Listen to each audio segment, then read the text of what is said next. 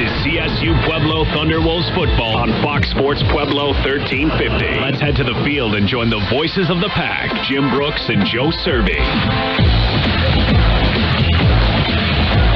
And good afternoon, everybody. Welcome to the CSU Pueblo Neta and DeRose Thunderbolt for today's Rocky Mountain Athletic Conference Showdown. It's the Thunderwolves taking on the Mavericks. I'm Jim Brooks, joined by the Chieftains, Joe Cervi. And Joe, we've been looking forward to this ball game a long time. One can only imagine how long the Thunderwolves and the Mavericks have been looking forward to it. Well, if you're CSU Pueblo and you're part of this program, you've been looking forward to it for about 365 days, because the last time you saw Colorado Mesa was in Grand Junction a year ago, and your season was left on the doorstep, literally twice. Right. And it's taken a long time. A lot of games have played since then, off season, a lot of injuries, a lot of attrition. But, you know, football players are like elephants. They don't forget. And they hold grudges, and they carry a chip on their shoulder and all that stuff. And I think today we're going to see if CSU Pueblo can harness that chip, that grudge, all that stuff, and take it out on some Mesa. Well, it's not easier said than done, because this Mesa ball club, they're undefeated coming in here. They're almost pains us to say it, right? They are the two-time defending conference champion. When you think of CSU Pueblo winning all these conference titles, they have to share with Mesa the last couple years, and they have really upped their game, I guess you would say. They are right up there now in the top tier of the conference with CSU Pueblo. When if you go back a few years when Joe Romano was the coach at Colorado Mesa, he said that CSU Pueblo's success is making everybody else up their game. And when Mesa went and hired Russ Martin, who we knew at Nebraska Kearney, a coach that everybody respects. He's a great guy. He's a great coach. Brought in a good staff. Started recruiting some of the same type players that CSU Pueblo wanted. So Mesa's doing it the right way. They're building the program. And, yeah, they are the two-time defending. But so is CSU Pueblo technically. I mean, they had to vacate the 2015 season, but they still remember the 50-plus points they put on them. Yeah. So, I mean, it doesn't go away. But, yeah, this should be one of those games that if you're a football fan and you're a college football fan, a Division II college football fan, this is the kind of game you want to watch. And you look at Mesa's schedule so far. They've the common opponents, Colorado Mines. They had to beat Mines on that last second field goal, 38-36, I think was the final score of that one. Of course, CSU Pueblo pretty much had their way with Mines here. So if you go by that, you might think CSU Pueblo has an advantage. I think where the advantage might lie in this ball game is CSU Pueblo defensively. Mesa is gotten better defensively, it seems like, through the years. Now, will they be able to generate enough offense against CSU Pueblo's defense? I think that's the matchup to watch today. A lot of coaches are not firm believers of common opponent. I am the other way. I think it tells everything. And you look at scores and you look at like scores, and Mesa needed a last-second field goal to beat a team that CSU Pueblo handled easily. To me, that says something. The game is here, which I think is a huge advantage for CSU Pueblo, just for so many reasons that you can't even, not just home field advantage, but just because it's here.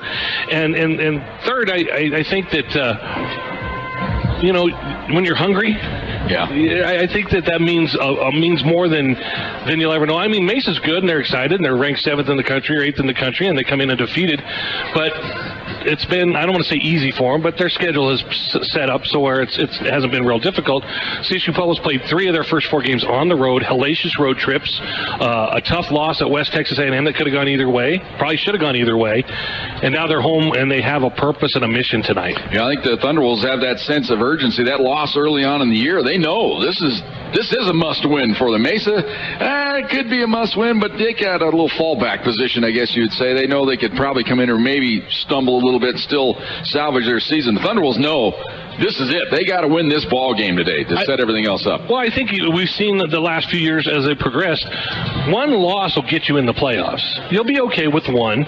2 is very dicey. I mean, 3 there's no chance. Right. 2 is even iffy at best.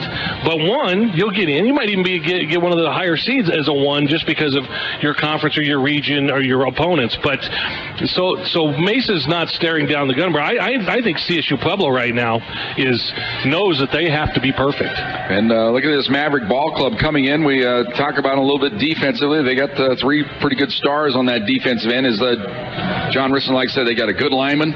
They've got a difference maker linebacker. They got a difference maker in the secondary. So everybody kind of revolves around that. Well, and that's how you build your defense. Blake Nelson is as good as there is on the defensive line, and one of CSU Pueblo's quote-unquote supposed strengths. Now, we've seen flashes of brilliance is their offensive line. They're seniors. They played together a long time. They have a lot of starts between them. Today's the day where that's going to make a difference. Tommy Sager at linebacker, he's a good football player. To me, I look at him, he's a pack football player. Right. You'd like him on your team. That's how I kind of justify that. And then you look at Dustin Rivas, he's the ball hawk. He's a great returner. He's been around seemingly forever. I think we've called his name for 100 years. And so you have those three layers on Mesa's defense that you got to contend with. And on offense, they've got a wild card in Easton Salem. This guy is the ultimate run-pass option. You got to more or less try to contain this guy, not let him be out there freelancing, I guess you'd say. Well, and the thing about Easton Salem is he's getting better every game. He's growing into his role. Russ Martin loves the kid. He's at a Regis Jesuit. He's very capable of. I think he rushed for 150 yards and a touchdown and threw for 200 yards and a touchdown two touchdowns last week. So he's that run pass option is very much evident with him. And at running back, David Tan, he's a nice serviceable running back. Averages close to 6 yards a carry. And they've got this guy, the guy out on the edges that John Riston really worries about, Josh Brown. He just says this guy is almost impossible to tackle. He's got that many moves. Well, he's the shake and bake, and if you don't fundamentally break a guy down and use your body to tackle him and square him up, he's going to get by you. All right, we'll take this time out. We'll come back. We'll talk to the head coach, John Riston. That all comes your way next as the Thunderwolves pregame show continues on Fox Sports Pueblo. CSU Pueblo Thunderwolves football on Fox Sports Pueblo 1350.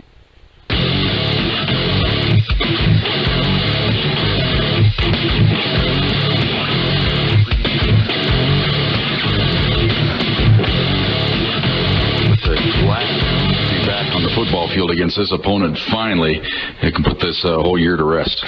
Well, it's been nice to get back home, and 3 long road trips, 2 long road trips and 1. Anyway, it's just nice to be back home is what I'm trying to get to. And it's we've lived with this game for really 365 days. And I'll never forget, Jim, is that not what happened after the game, because you saw the emotions, but the emotions on the bus riding home and how eerie and quiet it was and how much our program hurt because of that. And so I don't know what that really means, except I do know that our kids are ready to go play this game. Well, I'm sure you know, probably have preached to the kids this week, hey, one play might have decided that game, but there were a lot of different plays we didn't make throughout that ball game, which would have made that play a moot point. You could have, if you take care of business during the game, probably been a bit different outcome. Well, I really talk about, the 3 things I really stressed this week was being poised, playing physical, and act like you're a surgeon.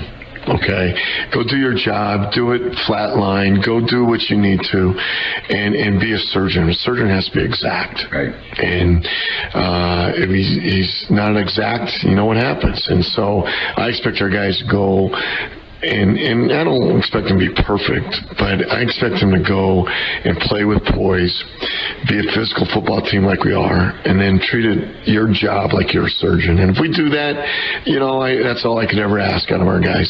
Quickly touching on last week, I thought the ball club didn't look past last week. They took care of business last week. You had to be proud of that.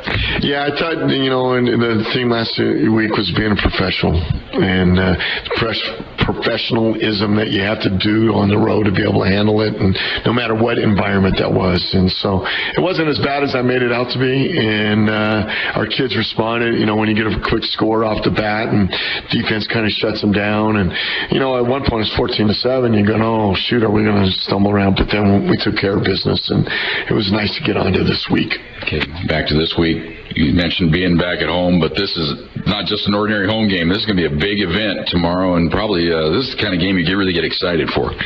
Well, the reality of it is that you might have, in a coaching career, you might have a handful of these opportunities. And this is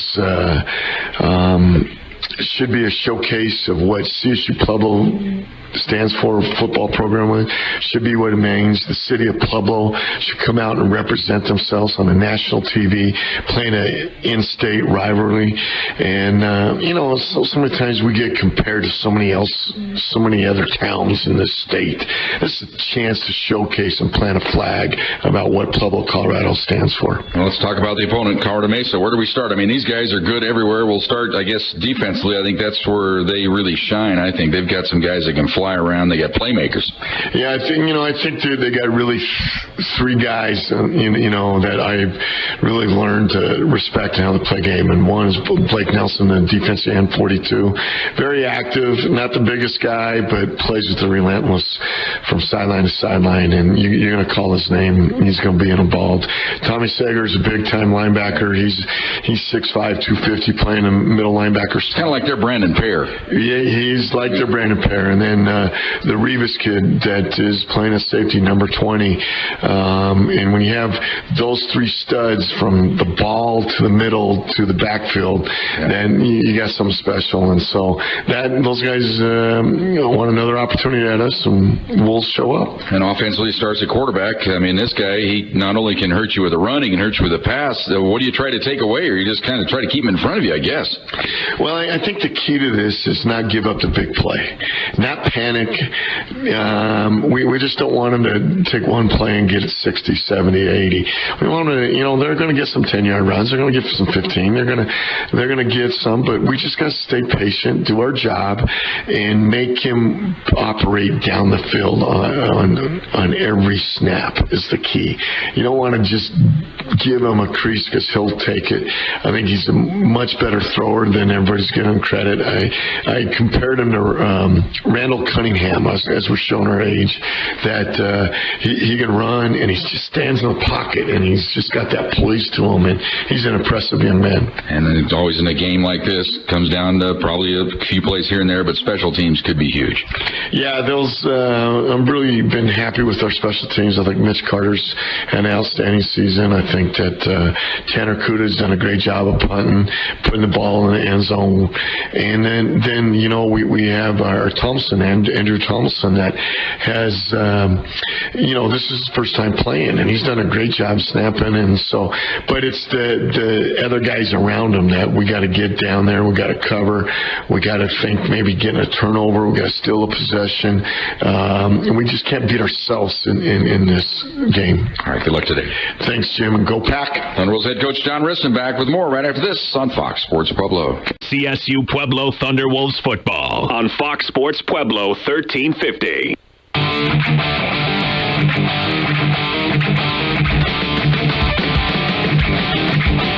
welcome back. Neta and Eddie DeRose Thunderbolt. Jim Brooks along with Joe Cervi today. Caitlin Norton, producer and engineer. Crowd starting to fill in here. It is band day as well here at the Thunderbolt, so we'll have a lot of noise here in a little bit, which is a good thing. Joe, it's kind of an overcast day. Thought the sun might come out today, but weather right now a little overcast, but I don't think that'll hurt things. Well, it's a perfect day for football, and you got if you're on the opposing side on the east side where there's a lot of great seats, you're not baking in the sun. You come out and enjoy the game, and it's going to be perfect. I like a little overcast that shows off that scoreboard. Right. It's an interesting thing, Jim, with the bands. Everybody's got almost the same color scheme. So you see a college band, then another college band, then a high school band, and you don't know who's who. But, band day, they get to strut their stuff, and I like marching bands in college football. I wish they'd show them on halftime. Yeah, that's one thing about our broadcast last night on CNN Sports of the high school game. Had a couple people complaining they didn't get to watch the band at halftime. We had a lot of content to bring to you, but I could see that, yeah. Well, it's so neat to see marching bands, but I always laugh sometimes, it's halftime of a football game, and it's exciting, and you got the band, and they come out and they do a think piece. Right. Exactly. Some intricate moves. I want to hear 76 trombones, baby. Let's get after it. Get after and play. And then watching the warm of the band, I got her about 3 hours ahead of kickoff, and they were out there in full regalia doing their walkthrough, so it was pretty impressive. So people are going to be entertained here in a little bit. We look to be entertained in this football game as the Thunderwolves get set to take on Mesa. Other games today in the RMAC. We'll keep track of them as the day goes on. Some of them are already underway, but I haven't filled up my scores yet here, but we'll look them up. Fort Lewis is at Mines. Black Hills is at Highlands. Dixie State is at Western State. Tonight, Chadron State on the road against Humboldt State, and South Dakota Mines is at Adams State. So those are your rest of your RMAC today. All the other games in the state are taking place this evening. Air Force is at New Mexico down in Albuquerque. Colorado State made the trip to Hawaii. There'll be a late game tonight, 10 o'clock if you're looking to watch that one. I suppose on the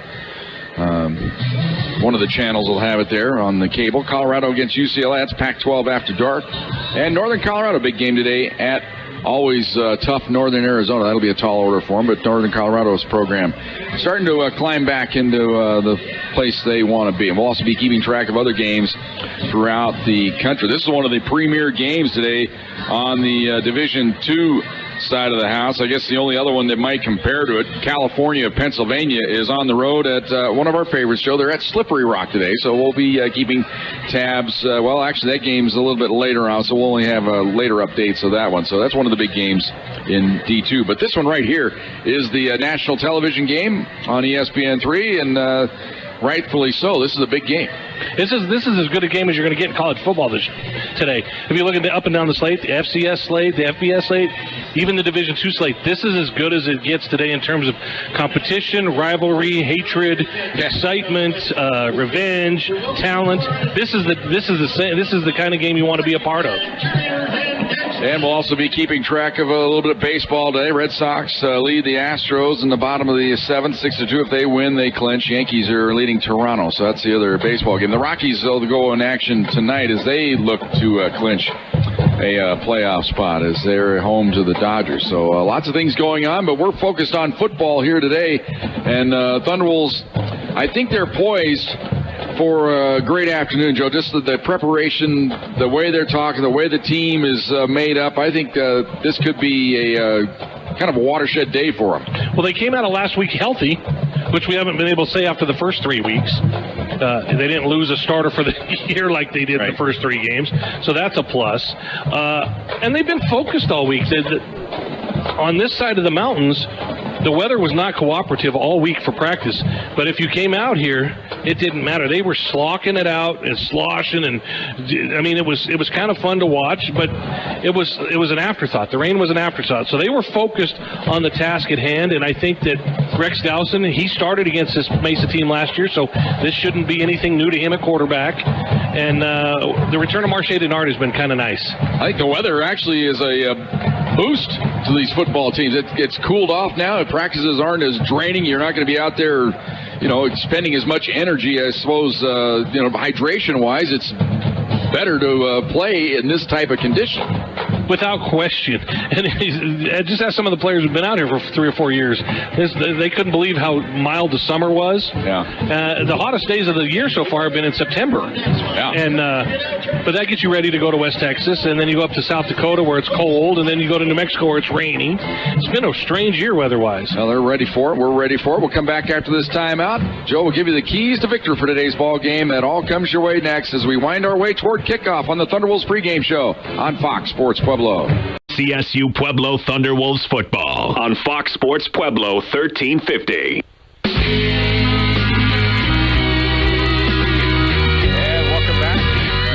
DeRose Thunderbolt. Joe, was a little hot coming in there? Coming in hot, Striker. It was a little hot for us that time, but that's all right. That's a little inside baseball. Nothing we can't handle it. Can handle it. Just a little buzz in the ears, but that's okay. Bands are all out there. It's quite an impressive sight here to see all these members of the band out there. How many would you guess is out there? Well, but that's a lot of bands. That's high school bands, what I mean, but college it's bands. The number of them, it's Mesa brought their band, joining CSU Pueblo's marching band. I think they're going to do the anthem together, is what it looks like. Must be 300-400 kids out there, it looks like almost. So it's quite an impressive sight here at the Thunderbolt today. Well, they did want 10,000. Well, maybe that's to do it with the band. Thunderwolves and the Mavericks, keys to victory for today's ball game. Joe, first for the Thunderwolves, what do they have to do to win this game?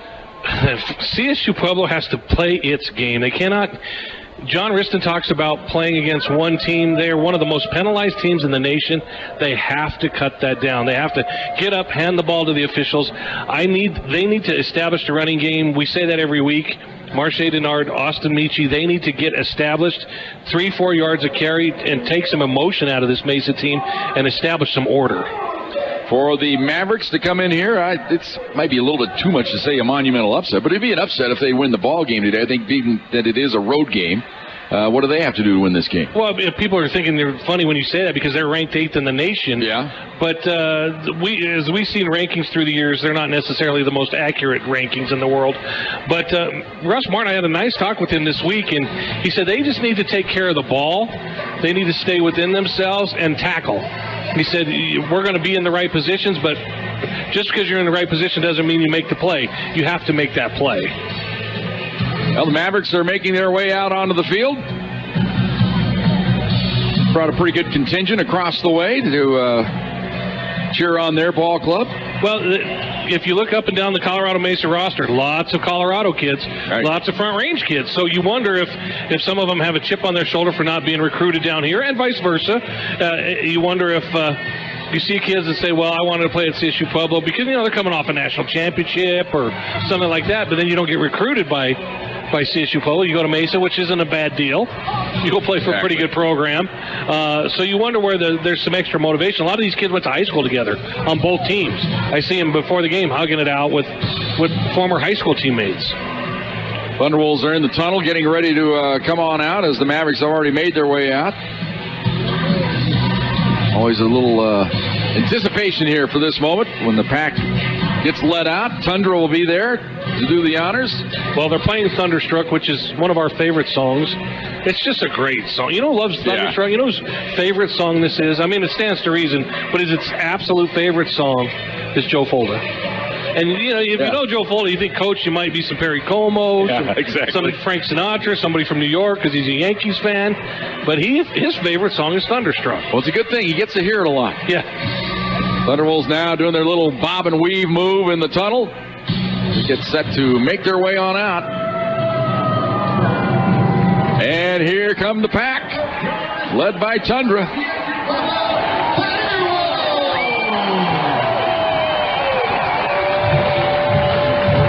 Always love the big cart with the big bass drum, too, Joe. I think that's a nice touch. And Wolfie's on the back, beating the drum.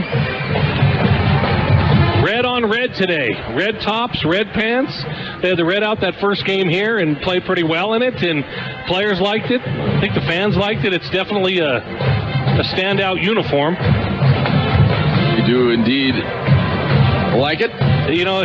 Jim and I, if you've listened to us before, we have what's called the eye test, and that's just the size of a team when they get on the field or when we're down on the field before games, and we just stand next to some players and kind of mill around, and CSU Pueblo's, they're winning the eye test weekly now.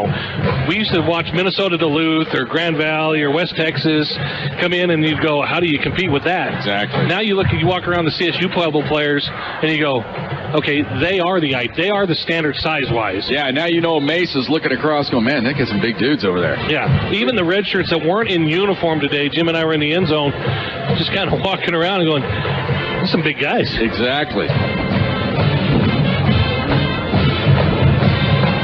Winding our way toward kickoff here. Remember, it's a little bit later start. We'll start today at 2:05 instead of the usual top-of-the-hour kickoff. So that's why we have a little bit of a delay here before we get the game underway. Right now, we're going to take this time out. We'll come back, give you the pregame weather conditions. That all comes your way next. Thunderwolves football on Fox Sports Pueblo. And welcome back to the Thunderwolves. 65 degrees is our temperature. Partly cloudy skies. Relative humidity at 59%. We have a light breeze out of the southeast at 7 miles per hour. Slight chance of precipitation, maybe a sprinkle, nothing serious. Kickoff is next on Fox Sports Pueblo. CSU Pueblo Thunderwolves football on Fox Sports Pueblo 1350.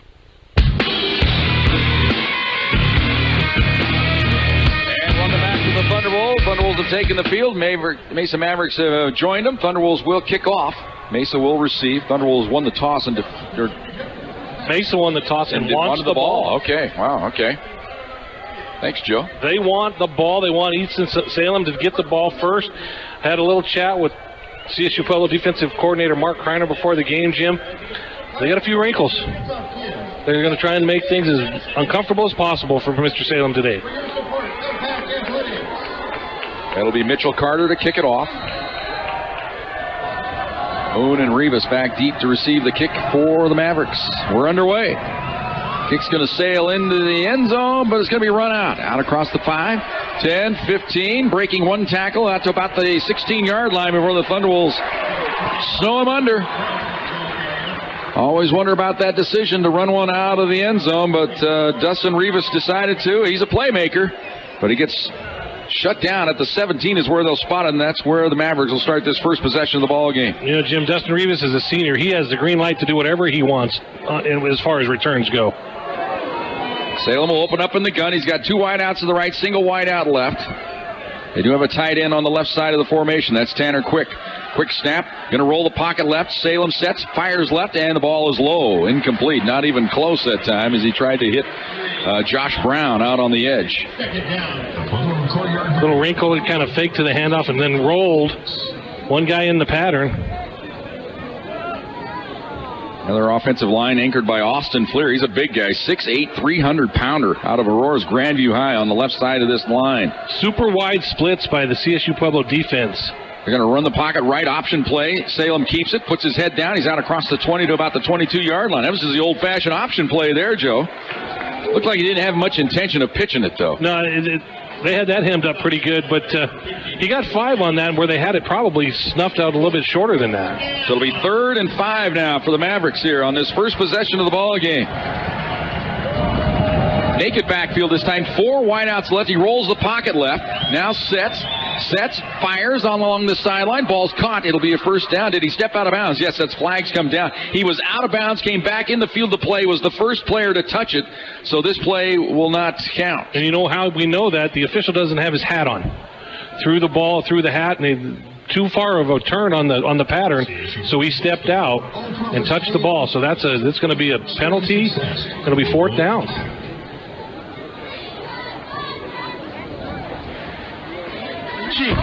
Number 7. And it is loss of down. Loss of down penalty. Ball all the way back to the 22. Yeah, they promised me my ref mic could work today, and it's still a little hot. So we'll work on that as the day goes on. So the ball now will have to be punted away here. I like that. Instead of a 5-yard penalty and get the play over again, you just lose the down and move on. Ribberich back deep. He stands at the 33-yard line to receive the punt from Austin Pitchford. Kick is away. It's a high spiraling kick. Chance here for Ribberich. Takes it. He breaks the first wave across the 45. Breaks another tackle and hit down at the 50-yard line. Boy, he split the first 2 guys up the field. That was, might say, dangerous, but you know what, Kevin Ribberich, he's fearless, Joe. But he knows they have to let him catch the ball. And when they're that close, they got to let him catch the ball. He was hoping for the over pursuit, and he got it. Yeah, they ran right by him. But let's put it this way, he paid for it. So the Thunderwolves with excellent field position to start their first drive of the game. Rex Dowson at quarterback. He'll open up in the pistol. He has Denard right behind him. Right at midfield. No score here. 14:06 to go in the first quarter. Kind of a bunch formation to left. 2 wideouts there. Single wideout right. Might run the jet sweep. Nope, they're going to give it to Denard up the middle, and he's hit down immediately. They brought Josh Smith in motion from the left side. Elected not to give it to him on the jet sweep. They give it to Denard, and they'll get credited with a yard as he gets it inside the 50. Well, actually, the back half of the ball is touching the 50, so no gain. 2nd down and 10 for the Thunderwolves. Fired up defense for Colorado Mesa. For locations in Pueblo, visit ssfcu.org. From the pistol again. This time it's O'Shea Washington in motion to the right side. Straight drop back. They look right side. Ball, man, pass thrown a grounder that time by Dowson. He was trying to get it to O'Shea on the right side, and he threw it right into the turf, not even close. Well, we've seen 2 attempts, one by each quarterback, and neither pass has been anywhere near the intended receiver. Yeah, inauspicious start, to say the least, there for Rex Dowson. Well, you know, that's nerves. But he's a senior. He started against his team last year. So this is nothing new to him. Von Johnson will go wide to the right this time. O'Shea is in the slot. From the pistol again. Denard is the back. Straight drop back. Sets up, now goes down the sideline, and incomplete. You got to give your receiver a chance. That ball was thrown out of bounds. He was trying to get it to Sammy Long, who was just running a go pattern up the left sideline, and that is not the start the Thunderbolts offense was looking for with this great field position to start the ball game. Rex is going to have to figure it out, Jim, and I think that's been a question mark all week is how's he going to do in this situation? So it'll be Kuda to punt it away. They're missing a guy. Play clock down to 15.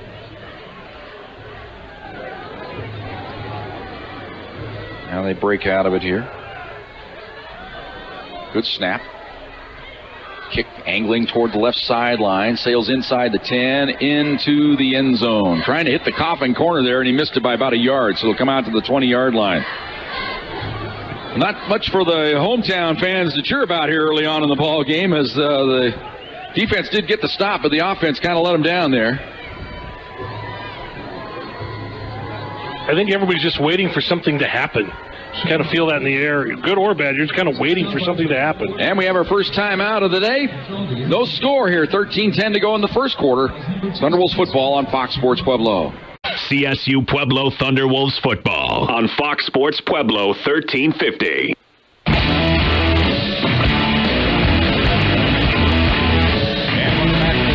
DeRose Thunderbolt. No score here. Each team has had a possession. Each team went 3 and out. So now the Mavericks will take over at their own 20-yard line. Yeah, the offense is 5 yards to none. We played 2 minutes and it's 5 yards to none.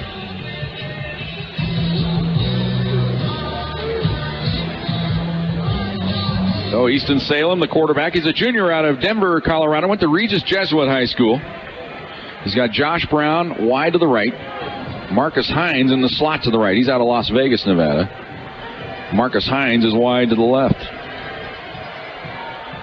Or rather, it's Peter Anderson wide to the left. Beg your pardon. They go to the pistol. Tan is the running back. He goes in motion to the right side. Somebody flip it to him to the right side. He's across the 20, puts his head down out to about the 23-yard line, maybe the 24 where they're going to spot it down. It'll be 2nd down and 6. That time Tan just came in motion out to the right side, and Salem a couple steps and fired it to him. Looked like there was a lot of movement up front, and nothing was called, so maybe just guys rolling around. That time the CSU defense was in a tighter formation. Now they're widened out again. 2nd down and 6 for the Mavericks. Man comes in motion. That is Moon around the left side. He gets the handoff, and he is hit hard right at the 25-yard line. They probably give him forward progress to the 26. He came in motion that time from the wing, and they handed it to him, and he was blasted. Moon is a senior out of El Cajon, California. It's going to be 3rd down and 4 now for the Mavericks. Had a great game last week catching the football for Mesa. Yeah, he's got 3 touchdowns on the year.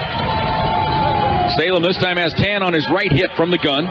Brings Moon in motion toward the formation. Oh, it looked like he started forward for a moment. Flag, they reach for it. They don't throw it. Salem now fires it, and it is almost intercepted. Is that Tanner Draper coming in, flying in? Draper was there, had his hands on it, but couldn't secure it. Jim, that's what we call closing speed. Yeah, that pass definitely floated on Salem. Thought he had something there, but the free safety making his mark there. Only thing it would have been better if he could have sealed the deal by intercepting the ball. So now punt formation. Now that's not Ribrich back there. No, it's not. Let's see who they got this time.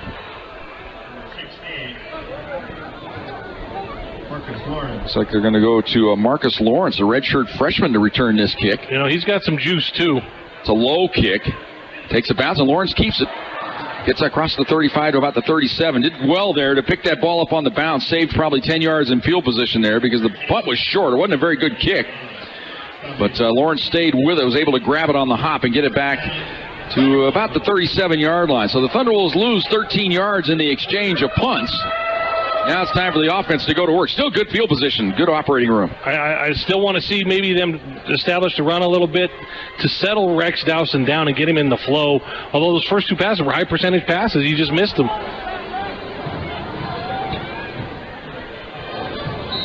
Smith going to split wide to the left this time. Johnson wide to the right. 2 tight ends in this set. 3 tight ends, actually. 2 tight ends, beg your pardon. They're in slot formations here. They give it to Denard up the middle and gets forward to the line of scrimmage is all. He took the ball deep in the backfield, and he is gang tackled and body slammed back in the backfield, but no gain. 6 Mavericks in on that tackle. 6. It's easy to count when they got the white jerseys like that. 6 of them. Ball right in the middle of the field. It'll be second down. Either a short 10 or a long 9, however you want to look at it.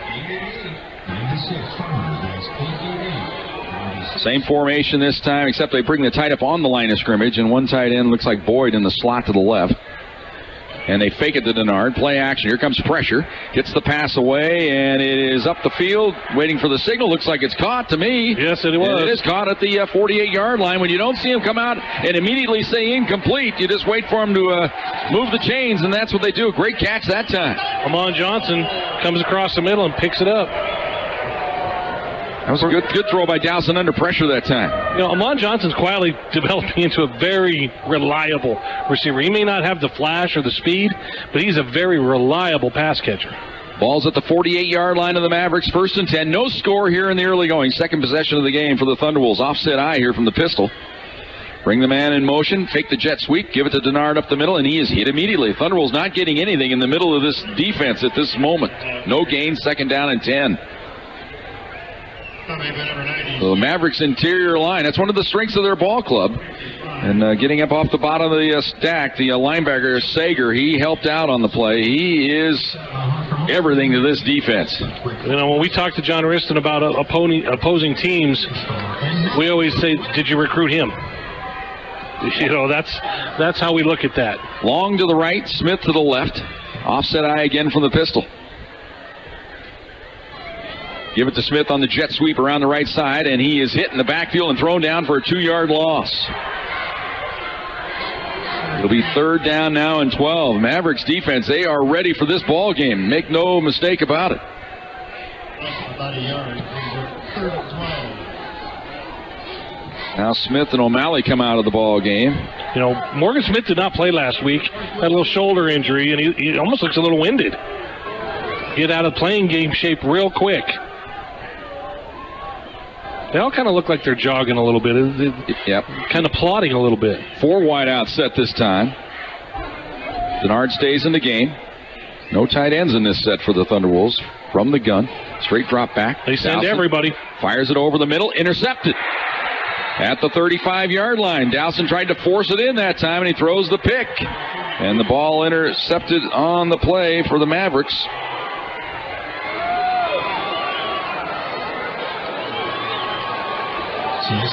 Bad throw off your back foot. Try to get Nelson on the interception. That was a zone blitz. I know. Defensive end drops back in coverage. So Dowson didn't account for him, and when the defensive end is making interceptions, that means the defense is a little tricky. Timeout on the field. 9:18 to go here in the first quarter. No score on Fox Sports Pueblo. CSU Pueblo Thunderwolves football on Fox Sports Pueblo 1350. Offense setting the world on fire here, but the Mavericks get a break with the turnover, and now they're getting themselves some field position slowly but surely. They're out to the 35-yard line. Had to wait for a group of somebody to get off the field. That looks like women's basketball. So Salem from the gun. He has trips to the right. That's the wide side of the field. They give it up the middle to the tailback Tan, and he's hit after a gain of a couple on the play, maybe 3 out to the 38-yard line. It'll be 2nd down and 7. Made by number 10, Josh Floyd. Hurry up offense, back to the line of scrimmage quickly. Going to go double wide out right. Brown and Hines to the right. It'll be Anderson to the left. They roll the pocket left, and Salem going to keep it. Then pitches late, and taken down is Tan. The old option play that time. Salem looked like he was going to run it. He found traffic, pitched it to the trailer Tan. He gets it to about the 39-yard line is it. A gain of a yard. It'll be 3rd down and 6. Jim, that was Tanner Draper making the play on that, coming from his safety spot. Not fooled by the option. Bunch formation to the right, trips to the right, and they're all right stacked together. Thunderwolves show blitz off the edge. Salem straight drop back, looks right, fires over the middle. Ball caught for the first down at midfield on the grab, Josh Brown. He's into Thunderwolves territory down to the 49-yard line. Salem just had just enough time that time to fire it in there on a little square in. It's just not good defense by the Thunderbolts, leaving that wide open for a 12-yard gain. So 1st and 10 Mavericks, their first down of the game. No score here, 8:07 to go in the first quarter. Salem sends the man in motion to the right. Oh, this is going to be the Wildcat. Direct snap to Tan. Beg your pardon. He goes up the middle, and he gets it to the 44. It was actually Salem that went in motion that time, the quarterback. That was a little tricky. Well, I think we're going to see that from CSU Pueblo today, too. Gain of 5, 2nd down and 5 for the Mavericks. Again, they're going to bunch the formation to the right, trips to the right. Now they're kind of spreading out. Actually, 4 wideouts to this right side. Empty backfield for Salem. I sense Tan in motion to the left side. He's going to run it around the left side. Just a follow play. Nice cut. Gets upfield. He's got the first down inside the 40 down to the 35-yard line. That's the shiftiness of Easton Salem that time. Looked like he didn't have much, but he was very patient. And once he made the decision to get upfield, he got the first down. Jim, there was no backside help there by the Thunderwolves. He had the blockers on the front, and when he cut back, there was nobody there to stop that cutback. 1st and 10 Mavericks at the 36-yard line of the Thunderwolves. He's going to again run it to the left side. Has the lead block. He's got the corner. Flags down. Going to get a hold here on the Mavericks. Illegal block there, right on the numbers. Flag fell right at the feet. It looked like the left guard, Ty Leonard, a redshirt freshman. It was a good-looking play again, but might have been good-looking because of the hold. It was a good-looking play because it was the same play. I don't know why they're taking so long to talk about this.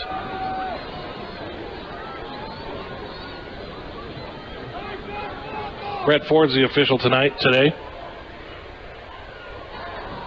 I always wonder if they're going to wave it off when they talk that long. There is no foul for the legal block. The contact has been deemed legal. The result of the play is a fumble forward out of bounds. We will replace the ball to the fumble spot. It will be 3rd down. All right. 2nd down. 2nd down and 5. So a gain of 5, no penalty for an illegal block. So 2nd and 5 for the Mavericks. How do you see something and not see something? I guess one guy comes in and says, you don't know what you're talking about.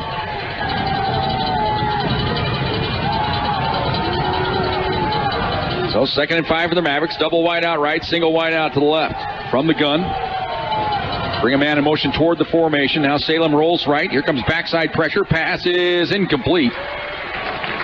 Had to get it over Shangolo, who had a nice deep drop at linebacker, and Salem had to throw it high and wide, and it falls incomplete. They sent us corner blitz from the other opposite side, and he just was a hair late getting there. Salem's a good little athlete, so and he's not slow. So if you're going to blitz, you got to get there. 3rd and 5 for the Mavericks from the 31-yard line. No score, 6:49 to go here, first quarter. First scoring threat of the day. Takes the snap, looks left, now comes back right, sets in the pocket, fires it right, and it's low and away, incomplete.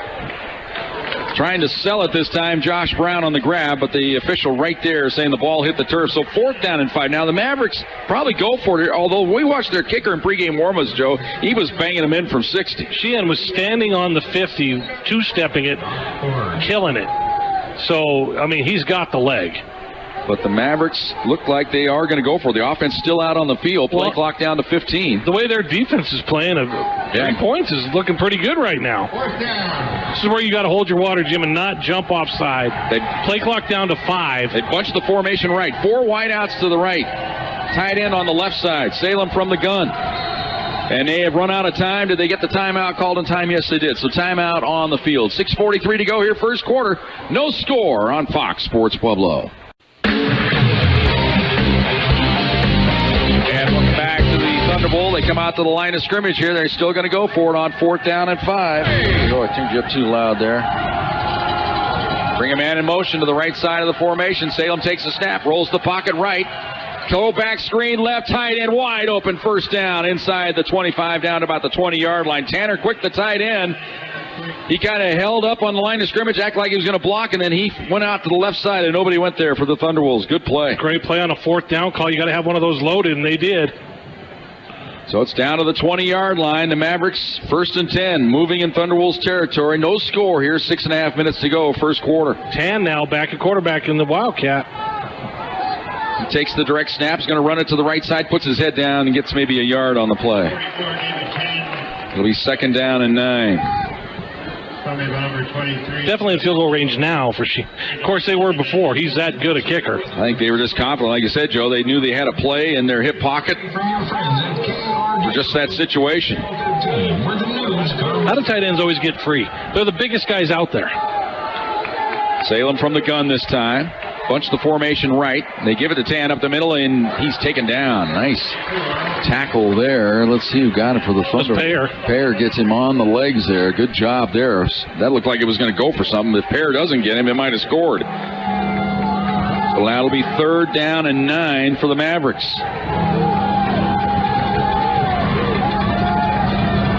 See what the dial up, Mark Kreiner and Donnell Liamidi. Got to find something here. They're going to go 2 wide outs to each side. Ball's right in the middle of the field. Tan stays in the backfield. Salem from the gun.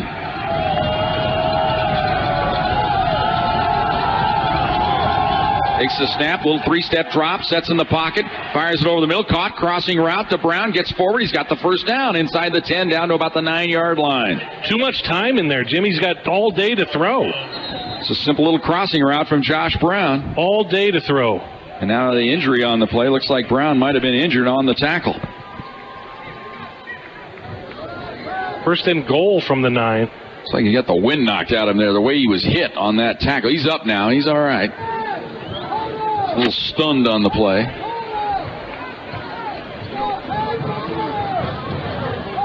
First and goal just inside the 10-yard line. No score. Approaching the 5-minute mark here of the first quarter. Trips to the right, single wide out left. Tan right behind. This is the pistol formation. Now he goes in motion to the left side. Quick pass left side to Tan up the sideline. He's hit down at about the 6-yard line.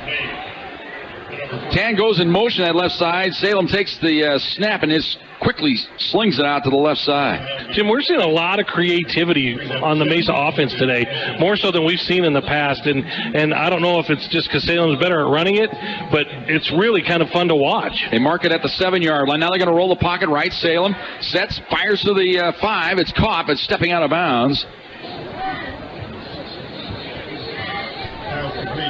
About the 4-yard line is where they're going to mark it for the Mavericks. Peter Anderson on the grab. So now it's 3rd and goal from the 4 for the Mavericks. They're going to go trips to the left. That's the wide side. This is where the middle's wide open. Isaiah Smith in the game. He splits wide to the right.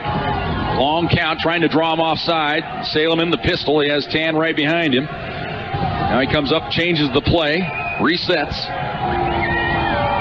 Takes the snap, runs the option play right. Late pitch to Tan, tries to turn the corner, puts his head down. He's short of the end zone. He gets to the 1. Now decision time for the Mavericks here.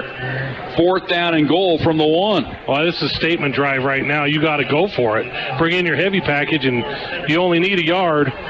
Well, especially, Joe, the way you talked about the way Mesa's defense is playing so far in this game, and maybe more so the way the Thunderwolves offense is not producing. You go for it here, and you've got this run-pass option with Salem. Well, Tan's going to be the Wildcat. They are going to go to the Wildcat formation. Double tight end set, takes the snap right up the middle, puts his head down, wedges to the goal line. Get it. No signal. Did not get it.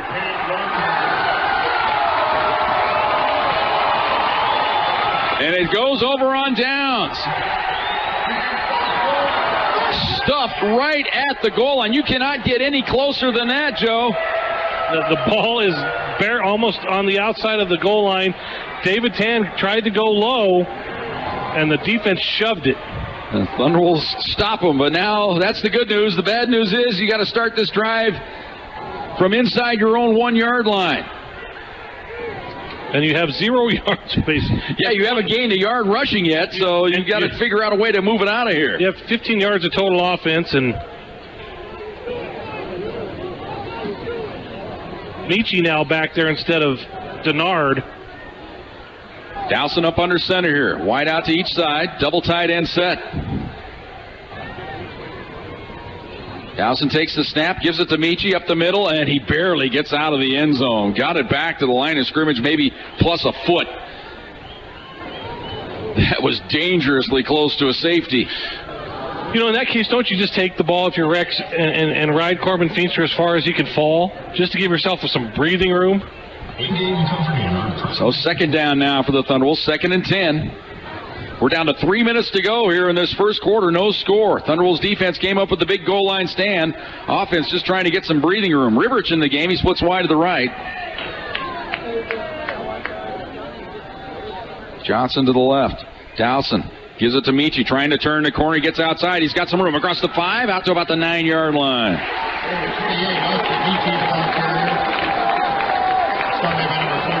Gain of 8. It'll be 3rd down and 2. That might be the most important 8-yard gain of his career. About a yard. So 3rd and 2 now for the Thunderwolves. Ball on the left hash mark. 2:20 to go here. First quarter, no score.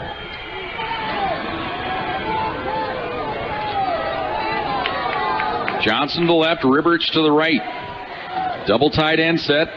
Dowson under center. Michi the lone back. Long count, takes the snap. They run the draw play to Michi. Trying to get outside, puts his head down. He has got the first down. Takes a pretty good shot at the end of the play. You hear some of the murmuring from the crowd. That's a pretty good forearm shiver delivered by Brad Gillis to Michi's head when he was laying on the ground. But it is a first down out to the 12-yard line. Again, just give yourself some breathing room, but I think they like what they see running to this left side. The left side is usually big Ty McCulley. Get a tight end to seal over there and give yourself some space. That, I think, was going to go for a first down, whether he went wide or cut it back, and he chose to cut it back. Now they spread the formation. Washington and Smith to the left. Johnson to the right. Dowson up under center.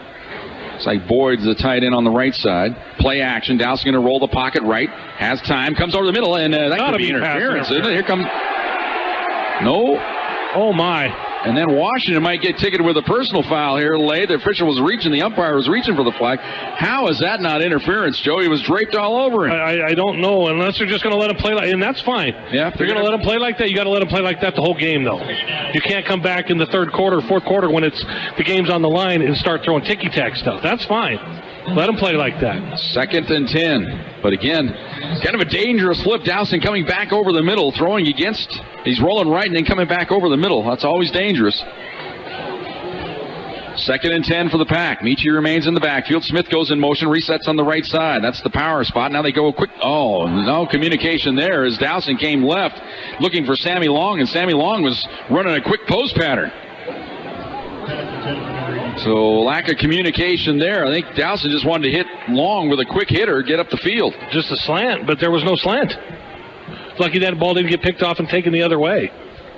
So 3rd down and 10 now for the Thunderwolves. Long will split wide to the right. Smith comes to the left side in the slot. Double tight end set. They're both on the right side. Now Smith comes in motion to the left side. Straight drop back. Screen to Smith on the left side. He has it. He's taken down for a yard loss. Play just took too long to develop. Plus the Mavericks, they got some speed, and the big defensive lineman, Chance Drake, the defensive tackle, comes over to make the stop. He's a 6'3", 285-pound junior out of Aurora Hinckley. So the Thunderwolves have to punt the ball away here. Well, good news, bad news. Good news, you kept them from scoring. You got the ball. You got a little bit of breathing room. Bad news is your offense is running in mud. Kuda to punt it away. Stands at his own goal line. Going to go rugby style. Gets the kick away. Angles it up the sideline. Ball is caught on the fly and getting out of bounds at the 45-yard line.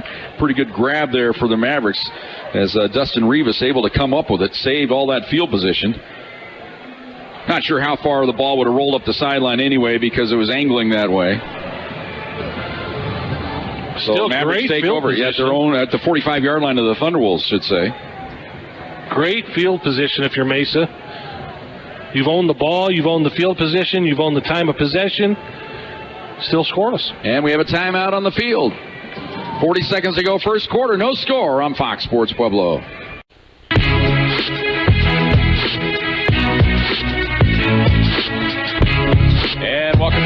to the Neta and Eddie DeRose Thunderbolt. No score here. Defensive slugfest so far. Mesa did move the ball down to the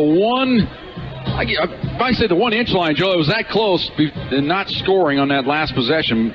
Thunderbolts able to get 1 first down before punting the ball away, but now the Mavericks take over at the 45-yard line of the pack. You know, it was a great stand by CSU-Pueblo's defense to keep him out of the end zone.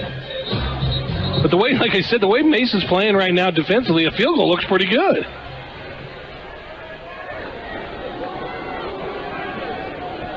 They're going to go trips to the left. That's the wide side of the field. Single wide out right. That's Josh Brown. Salem comes up and communicates something to his center there. Now backs up into the backfield from the gun. He's going to roll left. Pass left, low pass, incomplete. Jim, that's a good look. Good thing it was low because he was wide open. There was nobody in coverage. John Elliott is going to have to talk to this defensive secondary because they are out of position. Trying to get it to Peter Anderson there. He was about 7 yards up the field with nobody around him. So incomplete, 2nd down and 10. Double wide out to each side this time. Ball remains, of course, on the right hash mark. Salem from the gun. Straight drop back this time. Goes over the middle, incomplete. Trying to get it to Isaiah Smith. A little more pressure that time on Salem, but still not getting there fast enough. They're guessing wrong in which gap they're trying to shoot, Jim. Tevin Donnell on the coverage that time for the Thunderwolves. Trips to the left. Single wide out right. From the gun here on 3rd and 10. Tan on the left hip this time. Going to roll it. Oh, get a little counter play back to the right side. Tan up the middle. Tries to cut across the 40. He's got a good move. He's got the first down inside the 30-yard line. Excellent scheme there as they show everything going left, and then they come back on the counter to the right for Tan, and he gets the first down. Gain of 16 on the play, down to the 29-yard line of the Thunderwolves. Definitely more creativity today on the Maverick offense than we've ever seen, and definitely between the two teams today, they are setting the tone. Here's Salem. Now flings it right side incomplete. Late decision there to throw it to Tan. And that time they put Salem on the seat of his pants. That's what you got to do. If he's going to do all that faking, Joe, you just still got to hit him. And that's what Norshangolo did. But, Jim, I look at that play, and if he connects with Tan, Tan's got green. Right now, Mesa's winning. They're winning the battle of field position and the battle of wits. They have CSU-Pueblo's number defensively right now. 2nd down and 10 from the 29-yard line. We're down to 13 seconds to go here in the opening quarter. No score. Give it to Tan up the middle. He's hit, but breaks 1 tackle. Gets forward to about the 26-yard line. Gain of 3. It'll be 3rd down and 3. That'll be the last play of the first quarter. No score from the Thunderbolt. End of 1 on Fox Sports Pueblo.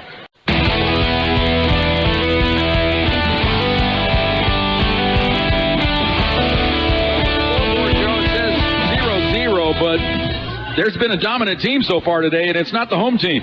No, Mesa's done everything possible in this game except put points on the board. They've got an interception. They're moving the ball. They're showing creativity on offense. Their defense is stifling the Thunderwolves. All the things you want your team to do, but right now you got nothing to show for it other than 0-0. Big play coming up, though, here on this first play of the second quarter. It'll be 3rd down and 7 for the Mavericks at the 26-yard line of the Thunderwolves. Jim, I'm a little shocked at how lopsided this has been so far. Yeah, Thunderwolves getting pretty much nothing on the ground with the exception of the 1 8-yard run by Michi. They've been pretty much stuffed, and the passing game non-existent.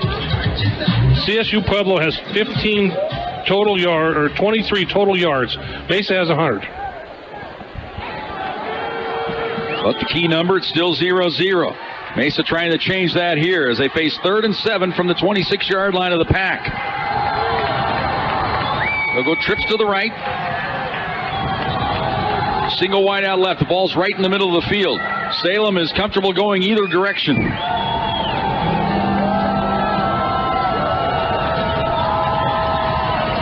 And they've had a tremendous variety of plays today. You're not sure which angle they're going to come at you. They've run counter plays, they've run draw plays, they've run throwback screen to the tight end, option plays. Salem going to roll the pocket right, sets, fires, and it is broken up. Now we're going to see Sheehan. And again, I think it's Donnell on the covers that time. Tevin doing a pretty good job there for the Thunderwolves, breaking that pass up. But Salem had so much time to throw the ball. He rolled the pocket, set his feet, looked all the way across the field, and then unleashed the ball. Yeah, you could have had a cup of coffee and whatever else you do when you drink coffee, Joe. This is a 43-yard attempt. Yeah, they're going to place it right in the middle of the field here, right down the middle. Sheen on the year, 406 as long as 51 on the year. Good snap, ball's down, kick is on the way. And it is good. So the Mavericks break the ice. 14:50 to go here in the second quarter. Mesa scores first. They lead it 3-0 on Fox Sports Pueblo. Mavericks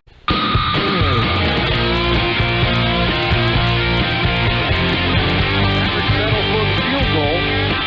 They lead it 3-0, and Sheehan was perfect that time, right down the middle of the field. Now we'll see if that lights a fire under this Thunderwolf offensive unit here. Now they face a deficit. Number 27, Kayvon Dodd. And with the Thunderwolves, it always starts with the running game. You got to start running the football and start pounding on them a little bit. Well, that's in the field position, though. When you start on your own one, yeah. But they have started on at midfield, too. So kick is going to sail into the end zone, and it'll be down there. Should be down anyway. I thought for a moment that Dodd thought about coming out of there, but then he decides to down it. So it'll come out to the 25-yard line. That's where the Thunderwolves will start here. 14:50 to go here in the second quarter. 3-0 Mavericks on top. You know, John Riston encourages the returners to bring it out sometimes because he wants them to make plays. But that was deep, and he was turned around to catch that ball.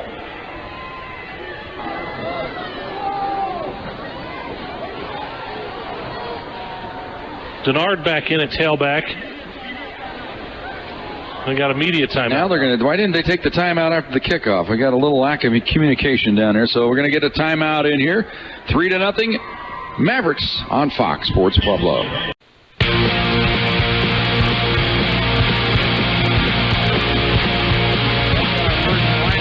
Coming in from the RMAC Mines, a winner today up in Golden. They defeat Fort Lewis 41-7. Games in progress. Adams State leads South Dakota Mines 28-21. That is a halftime score. Third quarter score, Western State and Dixie State 9-9. Game in Gunnison. Look at the Tim Rosenbach All-Stars down at Adams State playing tough. Yeah. All right, let's see if the Thunderwolves can get something going here on offense. Ball going to be set on the left hash mark. It's like Johnson split to the short side on the left side. Ribberich is wide to the right. Still a slight delay here as they wait for TV to say it's okay for go here. Now we're set. Dowson up under center here. Smith comes in motion, resets on the right side. Both tight ends on the right side this time. They give it to the right side to Denard. Cuts it inside. He's got a little opening this time. That's his best run of the day, out across the 30 to about the 31-yard line. Feels like a minor victory there for the Thunderwolves to get 6 yards with Denard running it. Well, if you get 6 yards of carry and you're a running back, you're happy. I mean, we're used to a little bit more because of CSU Pueblo. But CSU Pueblo's offensive line, again, they have to figure it out. They are the veteran unit on this team, so they better figure out how to get these guys blocked. Johnson wide to the left, O'Shea Washington in the slot to the left, Smith and Long to the right side times. They spread the formation this time from the pistol. Dowson has Denard right behind him. Takes the snap, looks right, ball batted down. Blake Nelson, the big defensive end, just got that left paw up and batted that one away. They were trying to fling it over here on the right side to Sammy Long. So now it'll be 3rd down and 4. He was engaged with one of the linemen and just put his paw out there. He's not very big either, so pass was a little low. 3rd and 4 for the Thunderwolves. Again from the pistol. 2 wideouts to the right, kind of in a bunch formation here. Now they bring Washington in motion to the left side. He resets. Dowson looks left, fires it left. Ball caught. O'Shea's got the first down. He's hit down out of bounds. And a flag. Flag comes down. Late hit. It wasn't much of a hit, but he hit him definitely on the white chalk over there across the way. Jim, and I don't know if he saw it from where he threw that flag because there was an official right there. I don't know that was such a late hit. And it was just kind of a harmless little push. It wasn't like he clocked him. After the play, number 44, defense. Well, the 15-yard mark off puts the Thunderwolves in Maverick territory. I'm sure that official on that sideline is getting an earful.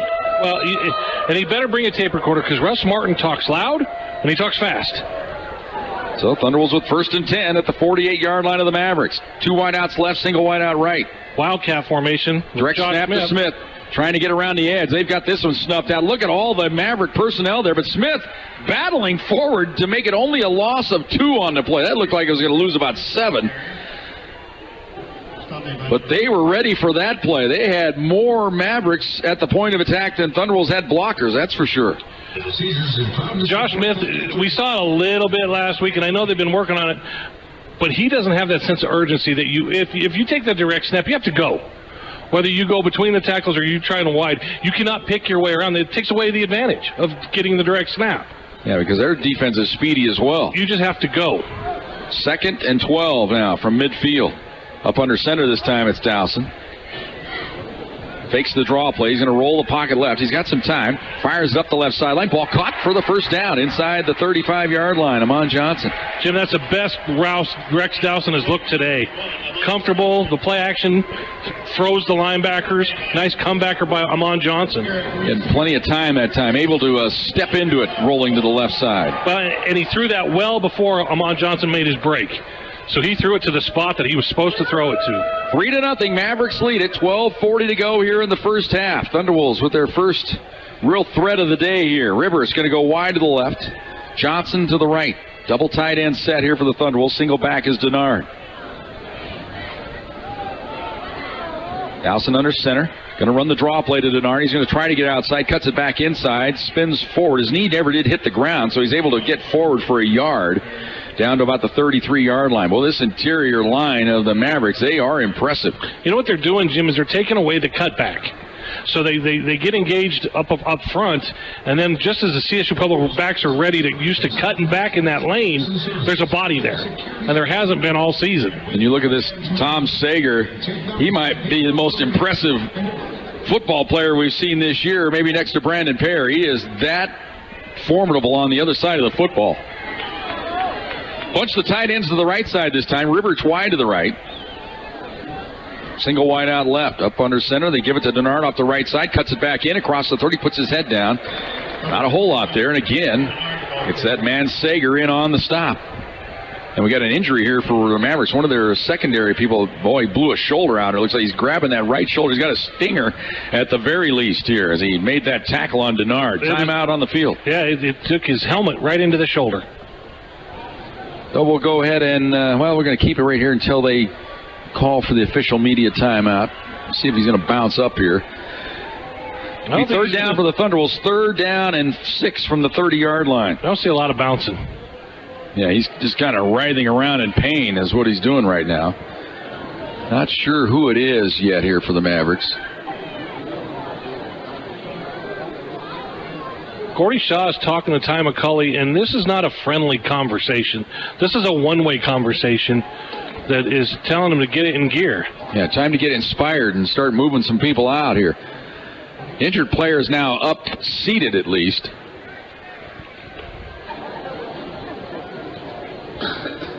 And if you know Ty McCulley, he might want to say something back, but no. Injured players up for the Mavericks. It's the cornerback Antonio Clark, senior out of Thomas Jefferson High School in Denver. It's all right. Doesn't look like he's dragging that shoulder at all, so I don't think it's separated by any means. I think he just got hit on it and you get the old stinger. The only problem with that is you lose feeling. It hurts, and then it goes numb. Yeah, they'll get a little massage over on the sideline, hopefully able to work himself back in the game. 3rd and 6 now for the Thunderwolves. I'd imagine right here on this spot, probably 2 downs to get this.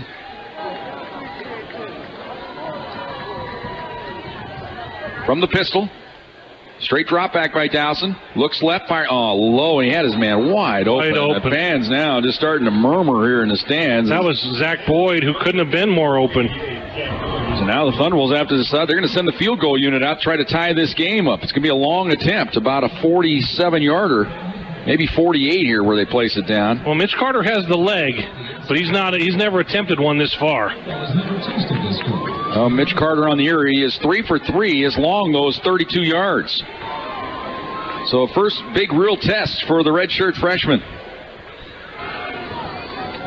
High snap, they get it down. Kick is on the way. He's got plenty of leg. And it is good.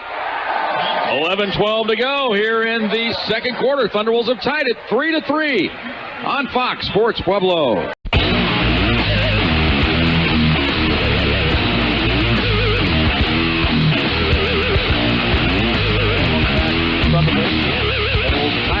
Impressive kick that time by Mitchell Carter. We were wondering when we were going to see him tested because it's been a while, and he hasn't really had to try and kick one of any great length this season. He's been perfect on point afters, and he's a solid kicker. He was a Division I transfer. Got the hair.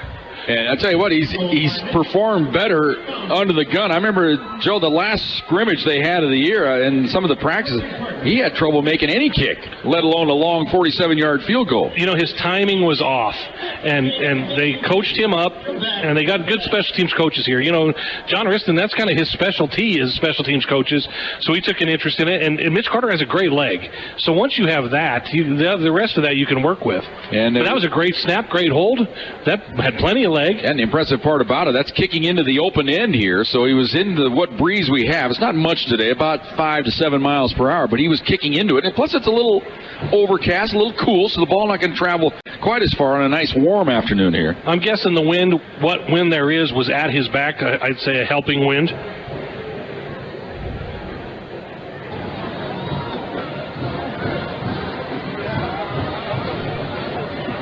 Kind of a quiet. I think everybody's just waiting for something to happen. Thunder Hill is full of kids. Yeah, everybody's having a good time over there. I've watched one kid with a cardboard sled go down 17 times. Before they stopped him? Yeah, well, no, and then they go all the way back and then all the way down. How do you do that once and you're not exhausted? Exactly. Kick off your investment plan with J.L. Torres from Security Service Investment Group. Again, he's got the wind at his back going from left to right, hoping to get this one out of the end zone. It'll be Rivas and Moon back deep to receive the kick. Should have some adrenaline. Kick is a high spinner, not very deep, though. Going to be taken at about the 3-yard line. Moon. Back across the 15-20. Look out, right up the middle of the field. One man to beat. It's the kicker. Looks like it's going to be all she wrote. 35, 30, 20, 15, 10, 5. Touchdown, Mavericks. They break the Thunderwolves back with the kickoff return. Vernal Moon right up the middle of the field. And John Riston told us this week how happy he's been with his special teams coverages. Well, the kick didn't have a lot of depth to it, only taken at the 5-yard line, and Moon with a good burst of speed. And when he got in the middle of the field and had the kicker to beat, you knew there was no chance.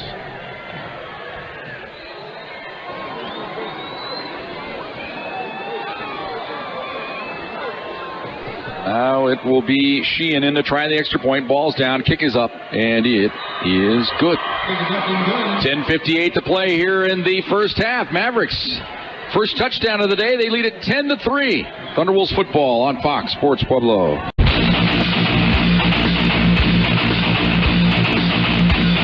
Mavericks answer with a kickoff return. Those are backbreakers. They suck the life out of the crowd and your team. And then and it pumps up the other team, so it's a double whammy. So now Sheehan to kick off. He's been able to get touchbacks for the most part today. Into this one, high end over end kick. This one's going to be returned though, taken at the 6-yard line. Chance for the Thunderwolves to answer. Go back to back, slipping, getting out across the 25 to about the 26-yard line. Number 27. And on the return, that's Taven Dodd, junior out of Houston, Texas. Thunderwolves will start off. Looks like they're going to spot it right at the 25-yard line. Easy math that way, Jim. Easy math. Now Rex Dowson, it's been a struggle today. He's hit a couple of decent throws, but for the most part, it's been a struggle. And he had Boyd open on that last possession, which would have given him a first down to keep the drive alive. Instead, they had to settle for the field goal. Both tight ends in the slot formation here. One of them will go in motion, you would think here. Long count. They don't go in motion. They give it to Michi up the middle, spins, breaks one tackle, but then he is hit right at the line of scrimmage, and Mavericks defense right there to swallow up Austin Michi after a gain of about a yard. Marche Denard was looking for something on the sidelines. And that was the tackle by Chance Drake, the big defensive tackle. I mean big. He wears number 96. He's an impressive specimen down there. 6'3", 285-pound junior. He looks a little bit heavier than 285 to me. But he moves well.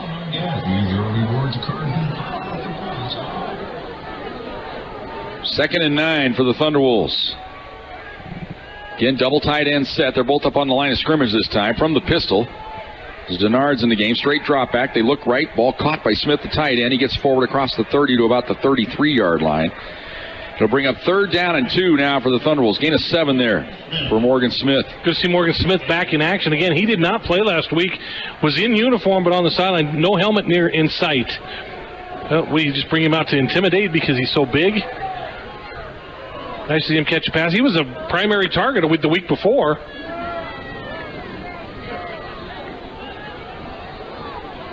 Tight formation. Everybody in the box here. I formation, double tight end set. I formation with O'Malley, the fullback. Play action. Fire it right. Ball caught by Smith, the tight end. He's got the first down and more. So they show a power formation, then run a little square out to the tight end. And if you know Morgan Smith, he didn't look to get out of bounds. He put his head down and wanted some contact. Eckhoff actually came off the line. He was running the go route to try to take the safety and linebacker with him, and that opened things up for Smith. So 1st and 10 Thunderwolves at the 41-yard line. 10-3, Mavericks on top. 9:05 to go here in the first half. Dowson this time up under center. Denard is the I-back. Wide out to each side. Both tight ends bunched on the left side in the slot from the pistol. Play action, pass left, caught. Boyd bobbled it, but then maintains control. Gains 4 on the play up to the 45-yard line. That's a great catch. That's going to be going on as a 4-yard catch, but it might be the best 4-yard catch of his career. He got pasted after it. He was able to bobble it and still hang on to it. So 2nd down and 6 now for the pack ball in the left hash mark. We're down to 8:25 to go here in the first half. 10-3, Mavericks on top. Smith now going to line up wide to the right for the Thunderwolves. Sammy Long to the left. Both tight ends bunch on the right side. Up under center this time it's Dowson with Denard the back. Going to give it to Marche off the right side. Makes a cut back, gets it back to the line of scrimmage, and that's about it. Maybe a gain of a yard that time. Both the Mavericks are just dominating the line of scrimmage right now. Like I said before, the cutback lanes are gone. And give credit to Russ Martin. I believe his son is the defensive coordinator. Little nepotism, but you know what? They've got the plan of action it's today. Working. Yep. So 3rd and 5 now for the Thunderwolves. Johnson going to split wide to the right. Looks like O'Shea right behind him. Now O'Shea Washington goes in motion to the left side of the formation. Straight drop back. Left out pattern. Caught. O'Shea's got it. He's got the first down. Across midfield down to about the 48-yard line. So 1st and 10 for the Thunderwolves as they venture into Maverick territory again here with 7:16 to go in the second quarter. Jim, we got to give a little shout out to the Central Wildcats. Beat Glenwood today over at Dutch Clark Stadium. It ends a 15-game losing streak for the mighty Wildcats. All right, we'll see them next week. You and I will on our television game against Pueblo County. Look forward to that next Friday night. Good for Chris Cotterman. Gets his first win as a head coach. Amon Johnson to the right. Smith to the left. Might go to the jet sweep here. Fake it to him. Get some protection now over the middle. Oh, man, wide open. Eckhoff inside the 15 down to the 13-yard line. Boy, the tight ends, both of them were in the pattern as Boyd was on the edge. And Eckhoff down the middle, and Dowson found him streaking down the middle to the 14-yard line. First explosive play of the day for the Thunderwolves. Jim, a little creativity, a little wrinkle. Got to see a little wrinkle there, and look what happens. They faked the jet sweep to Smith. That brought a lot of attention. And then the tight ends were both streaking down the field. Dowson up under center. Both tight ends bunched to the left this time. It's Eckhoff and Boyd. Denard the lone back deep in the backfield.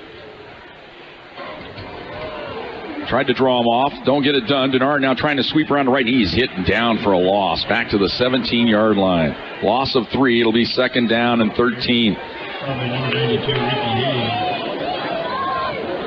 Well, John Risson always likes to say you got to be very patient in the running game, and I'm sure it's testing his patience right now because the running game is not getting much of anything in this ball game.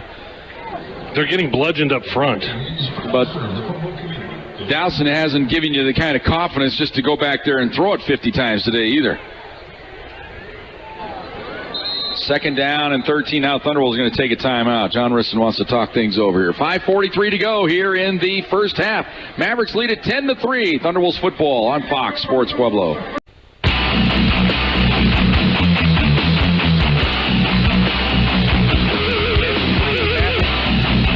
Thunderbolts facing 2nd and 13 from the 17-yard line of Mesa. I think John Risson just called that timeout to settle his guys down. That wasn't a formation problem or a personnel problem. I think he just went out there to maybe chew some butt. Yeah, there was plenty of time on the play clock, so they could have changed things up. But I think you're right, Joe. I think he just wanted to say, hey, let's get things in order here. Double tight end set, one to each side up on the line of scrimmage. Denard lone back, straight drop back by Dowson. Looks right. He's going to go fade pattern into the end zone, looking for long. Incomplete. A lot of contact over there. The ball was out of the field of play. No way it was going to be caught. Good coverage that time. Well, they work on that fade. Reese Scott. They work on that fade pattern all the time. You know, Reese Scott's played well in this series. If it wasn't for him, they score a touchdown on that tight end. So he had to choose there. He was kind of bracketed between Boyd and Eckhoff, and he came off of Boyd to come over and make the tackle. Used his speed effectively in that. Trips to the left this time. Smith, Washington, and Long to the left. Actually, Long is to the right. And Saman Johnson wide to the left. From the pistol, straight drop back. They look left, now roll the pocket left.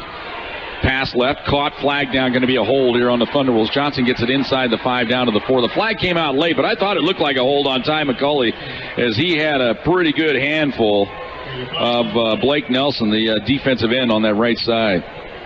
He's trying to plead his case, and it's not happening. Holding. Number 74. Offense.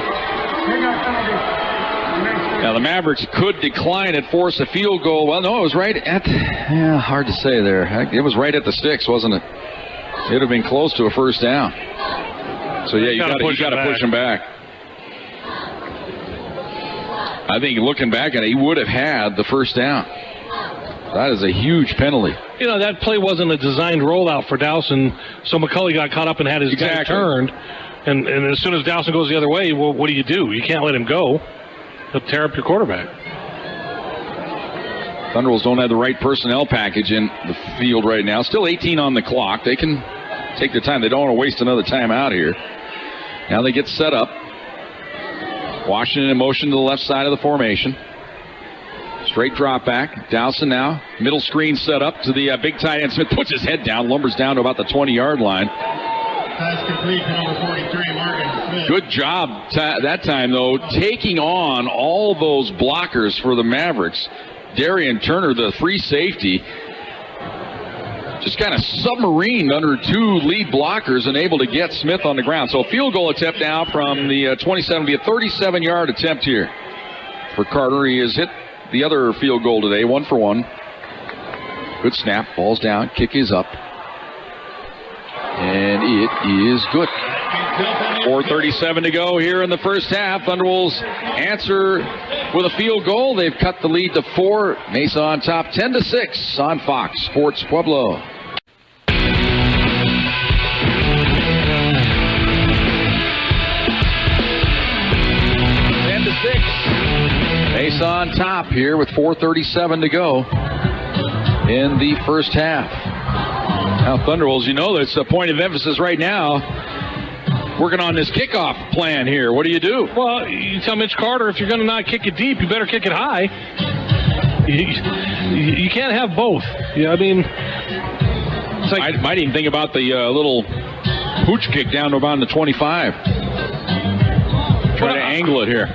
But I'm not sure I'm afraid of them. You know, I mean, you just got to respect it now. And maybe there was a blown coverage in that and a blown assignment, and you get back to your assignment-based coverage. You know, the first kickoff today, they pinned them down at the 16-yard line. That was Rivas who returned that first one of the day. But the kickoff was also deeper, got into the end zone.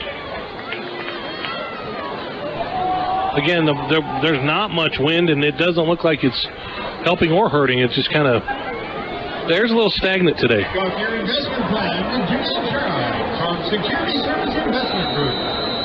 Well, we're set to go.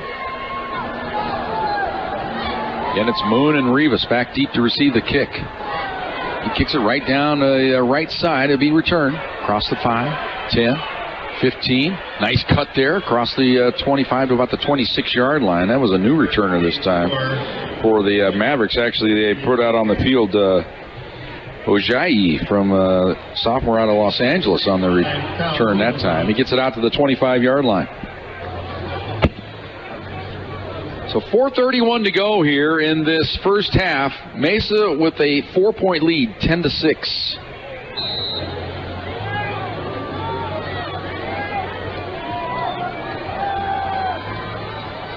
And they're going to hand it off the right side. Nothing there. That's the reserve tailback. Give it to Daryl Hawkins around that right side. No gain. David Tampry just getting a little bit of a break. Going to be a long second half. Hawkins, a senior out of Valor Christian High School, Denver. 2nd and 10. Canadian football. They're going to go to Hawkins on the left side. He's got a good head of steam. Turns the corner. He's across the 35. He's close to the first down. Depending on if he stepped on a bound. Nope, they are going to give him the first down out across the 35 to the 36-yard line.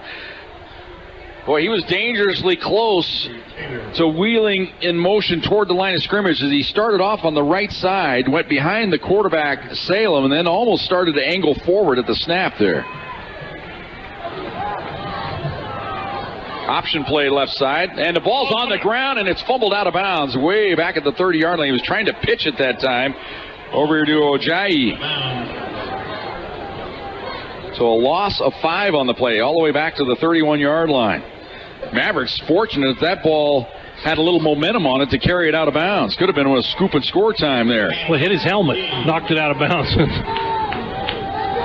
2nd and 15. 10-6, Mavericks on top. Thunder will show blitz off the edge. Shongola a little antsy. Run the option play right. Salem on the keeper, and he is hit down by the big defensive end, Josh Croy. Flag comes down, though. Could it be a face mask? We'll see here. Thunderwolves players kind of, Croy nodding his head. Could be a hold. Thunderwolves kind of backing up, though. After the running was down, personal foul, number 84, defense. Tanner Draper, personal foul. Damaging. It would have been 3rd down and 10. Instead, it's a first down across midfield down to the 49-yard line for the Mavericks. You know, John Riston told us that he laid down the law this week. And we asked him on the coaches show. He said, I kind of laid down the law. So now we're down to 3:30 to go here in the first half. Mavericks now, they're thinking about scoring. They're going to go for the go route up the left side, down the middle of the field. Pass too tall, had his man open as Anderson was breaking into the clear. But the pass sailed over his head out of bounds. Like they had beaten Emory Taylor on the play, but pass a little bit too much air under it. If you're CSU Pueblo, you'll take that all day. 2nd and 10 from the 49-yard line. They'll bring Taylor out of the game now, a little winded playing the corner. Double wide out left, that's the wide side. They run the option play right. Salem on the keeper, turns the corner, knifes his way inside the 45 down to about the 43-yard line. It'll bring up 3rd down now and 4. Doesn't look like he's doing a lot of reading. It looks like he's predetermined whether he's going to run it or throw it. You know, there's not a lot of in-play adjustment for Eden-Salem, but he seems to be right so far. Thunder Wolves defense, they need to come up with a stop here. 2:55 to go. In this first half, they trail at 10-6. Double wide out left. They have an extra tight end now on the right side here, right lined up in the slot. They're going to run it to the right side with the extra blocker. Salem puts his head down, spins, he's short. Going to be about 1.5 yards short of the first down, just outside the 40-yard line. Decision time for the Mavericks here. Well, I think you're going to go for it. Obviously, you're not going to punt it. But we've seen Sheehan's leg, man. He's got a cannon. Made by number 8, Brandon Payer. Brings up 4th down. They've already stopped him once on 4th down. They've been stopped on short yardage. I think you're going to punt it away. Play the field position, Jim. I don't know. Good place for a fake. They're going to send Pitchford out to punt the ball away. Now the Thunder Wolves have to be careful not to jump offside here to give them the automatic first down. Well, Jim, this is a longer where they spotted the ball. It's much longer than where it looked like it appeared at first. Yeah, it's a good 1.5 yards. And they got a delay. They were going to run the fake. They direct snap, but the flags come down. Delay a game against the Mavericks. They direct snap to Tan. They were going to run the fake to the right side, but they run out of time. And it's kind of unfortunate for the Thunder Wolves because they had Tan stop 2 yards in the backfield. Yep. There is no play. Before the snap, delay a game. Offense. So now the Mavericks will punt it away. This is the case, Joe, where the penalty helps them. Yeah, they're fortunate of a penalty against themselves. But you know what? They could try it again. Russ Martin, the gambler. Why not? Bring it in your attention, please.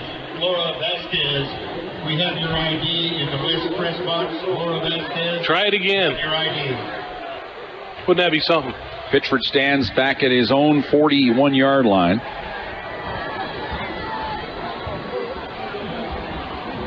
Ribberich will return this one. Remember, he didn't return the last one. 54 seconds.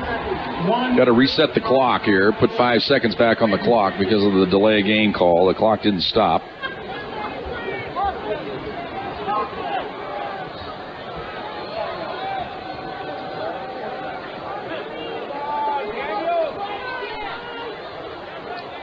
Still haven't got the clock reset. Now they got it done.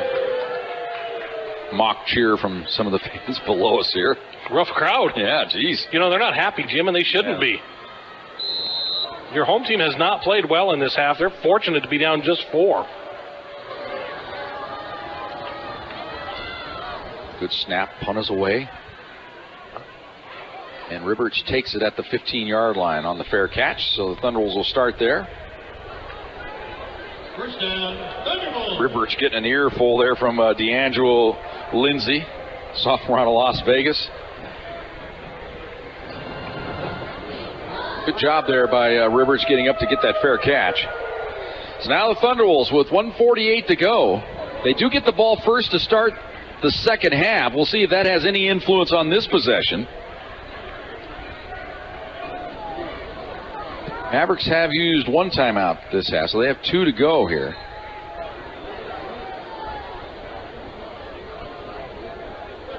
Dowson up under center. Denard the lone back. Play action. Got to roll the pocket right. Under pressure. Now he just heaves it up the side. Incomplete. Dowson took a big-time shot after delivering that pass. Jim, none of his receivers came back to help him. Everybody was in a go route, and no one came back to help him. Yeah, Marco Garcia, redshirt freshman out of Alamosa, just planted Ribberich in the end zone after he released it. Nothing dirty about it. Ribberich had to get rid of it. Dowson had to get rid of it at that moment.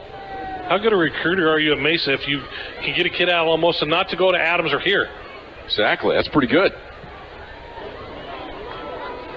2nd and 10. Up under center is Dowson. They run the draw play to Denard around the left side. Gets forward for about 4 out to the 19, and now the Mavericks will take a timeout. We'll take a quick 30 with them. 1:31 to go here in the first half. 10-6 Mavericks on Fox Sports Pueblo.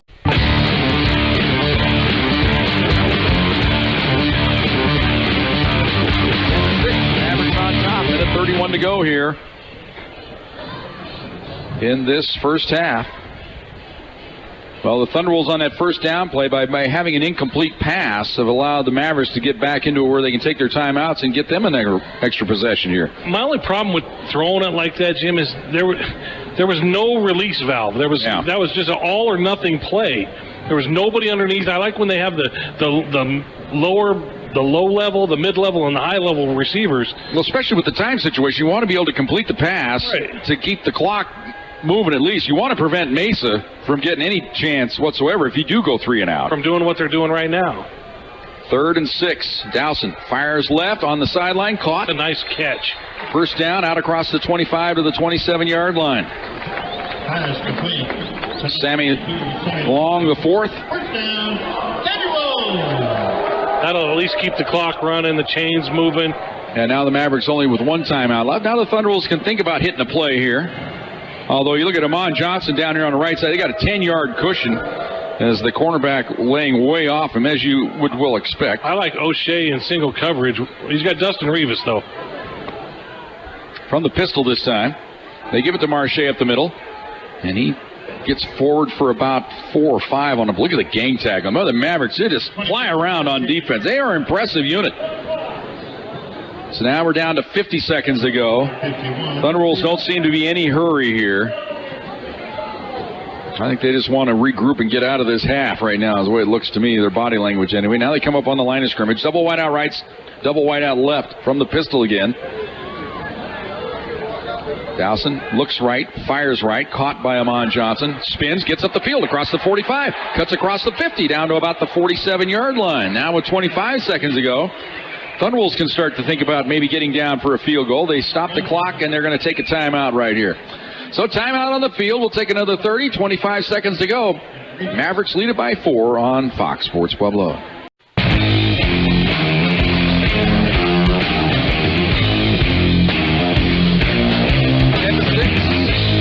Down by 4.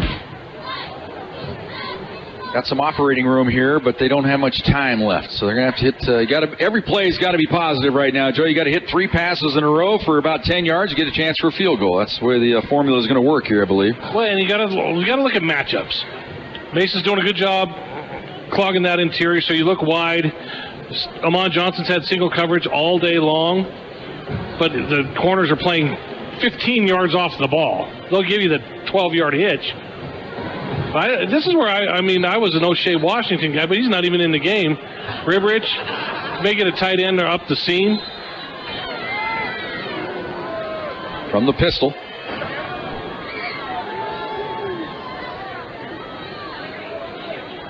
Dowson takes the snap, straight drop back, looks left, fires left, ball caught and hit down immediately. O'Shea Washington on the grab, but it's a gain of about 4. Clock rolling. We're down to 14 seconds to go. 13 seconds. Thunderwolves got to hurry. Dowson, he's going to clock it. That's down to 9 seconds to go. You just question that call, a little 4-yard out pattern with the time situation. You should just hoping that O'Shea maybe can make the catch and make a man miss, but the cornerback just planted him on that sideline, that play. And now you want something just... You can even go in the middle of the field, sit, and call timeout. George Manning is that cornerback on that side, a senior out of Centennial, Colorado. Look at how deep the secondary is playing for Mesa. They're 15 yards off the ball. Dowson takes the snap, straight drop back. Now he has to roll the pocket right. Looking now, firing toward the end zone. Jump ball situation. It's up for grabs, and it's caught! Touchdown, Thunderwolves! On the Hail Mary!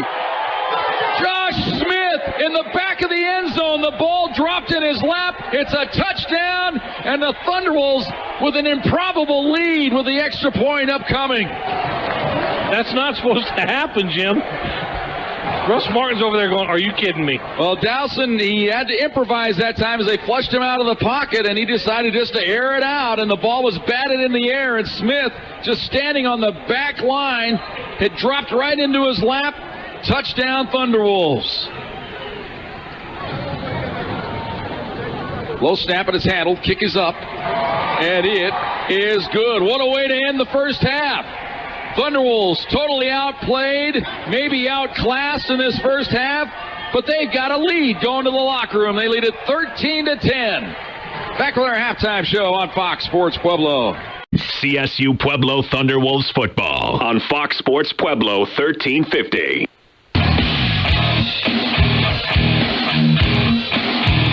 Well, a most improbable end to the first half here as the Thunderwolves hit the Hail Mary pass as Josh Smith hauled it in the back of the end zone. The ball was batted in the air. Rex Dowson was rolling to the right. He wanted to stay in the pocket, but then he was flushed to the right. And that meant all the time was going to roll off the clock. So he rolled over to this side, stopped, and just heaved it into the end zone. You could see him directing traffic, saying, just go deep, everybody. It's on the old schoolyard play. And he just sent everybody into the end zone. He heaved it into the end zone.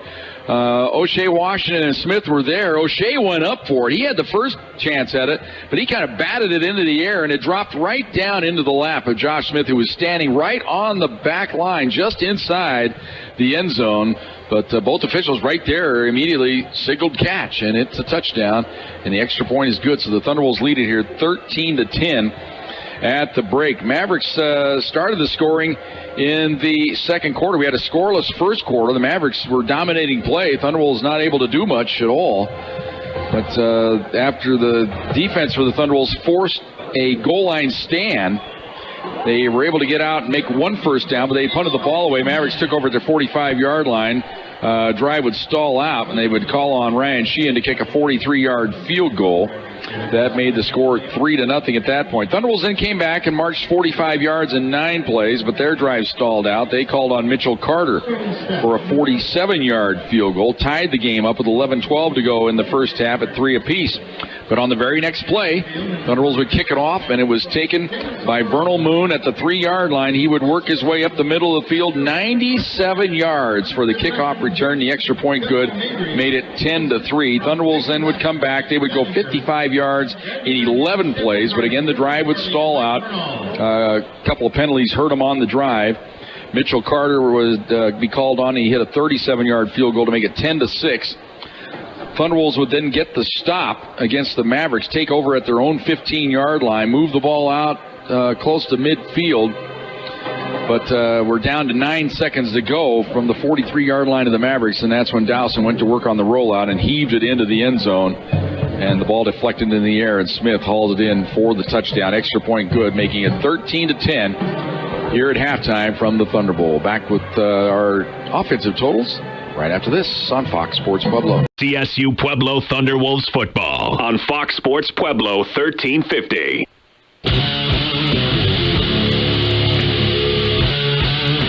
And welcome back to the Thunder Bowl. Thunderwolves lead it 13-10 here at halftime. Here are the first half numbers. Thunderwolves 11 first downs, Mesa with 7. Thunderwolves at 30 on the ground, 173 through the air, 203 yards total offense.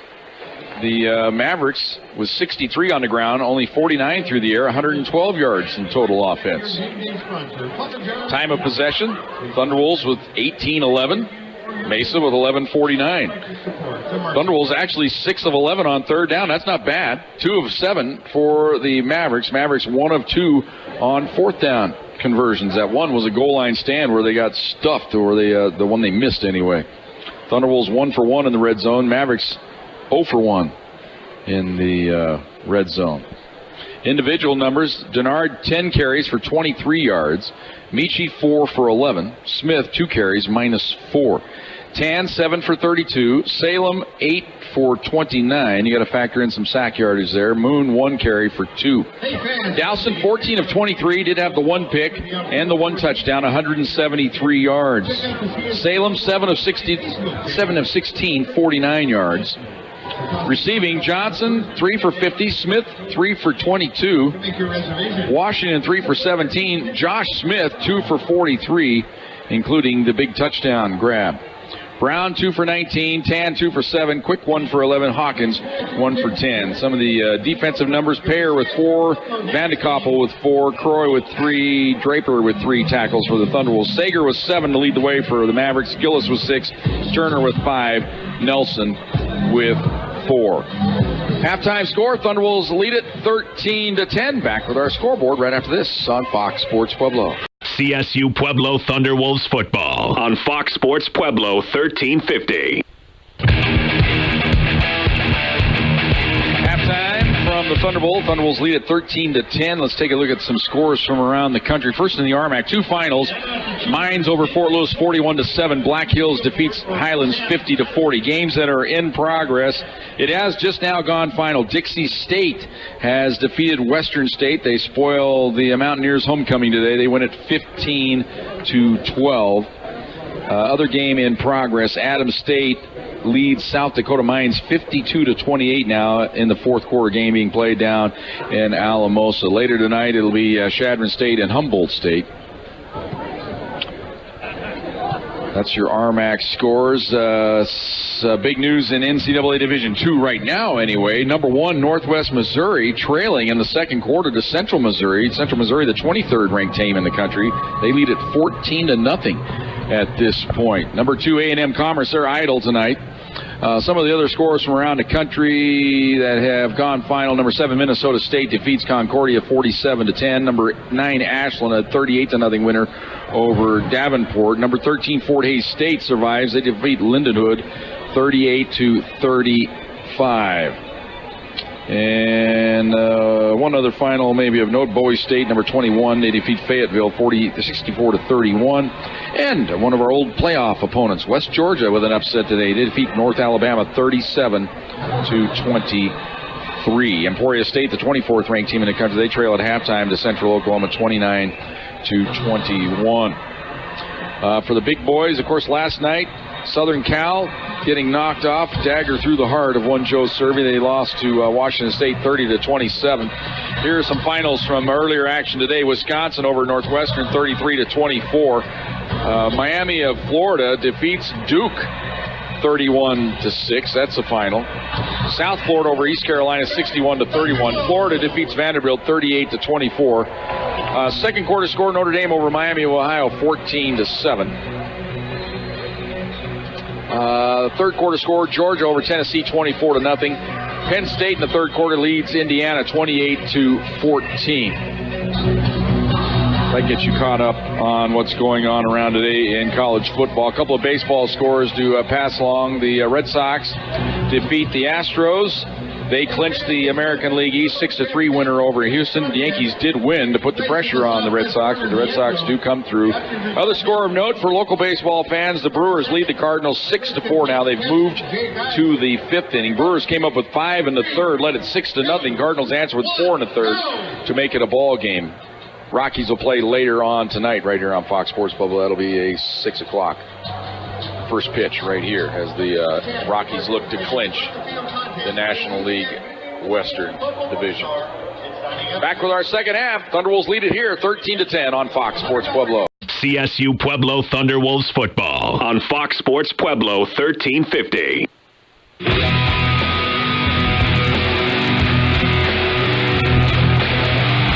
Welcome back to the Neta and DeRose Thunderbolt. Jim Brooks along with the Chieftains Joe Cervi. Caitlin Norton, our producer and engineer today. And Joe, I feel like it was a tale of a half or a quarter and 14 minutes and 52 seconds, and then we had an 8-second span there where the Thunderwolves come up with the big strike. You know, you take away that 43 yards, though, and you look at the stats, the numbers of the first half, it was pretty equal, other than the kickoff return for the touchdown and then the pick. So those are two plays that don't show up in the stats, but those were the difference in the game. It kind of felt like Mesa was kicking their tail for a while there. But then you look at the numbers, and it really wasn't as bad as the numbers indicated. Yeah, the Thunderwolves was starting to get a little bit working as the half wore on. Dowson started to warm up to the occasion. He had a slow start, to say the least, in this ball game. But he started making some throws. Well, you hate to say you got to get into the groove, but again, he started last week, played well. Thunderwolves do get the ball first to start the second half. We are underway. Kick is going to sail to about the 1-yard line. Chance for the return here across the 5, 10. 15, cut in the middle, 20, back. 25. Oh, man, he couldn't quite get by that last guy there, and he gets up so frustrated on the play for the Thunderwolves. Taven Dodd, man, oh, man, he had that one man to beat. He was just about to break into the clear, and his own man was kind of in the way there. It must be I see a flag somewhere. I think it was offside on the Mavericks. So the Thunderbolts can take it on the end of the play, I believe. Or they can make them re-kick it. I don't think you want to re-kick it. Offside. Kicking team. Not going to penalties. We tacked on to the end of the return. All right, so they're tacking on the end. So that'll give the Thunderbolts possession at the 32-yard line.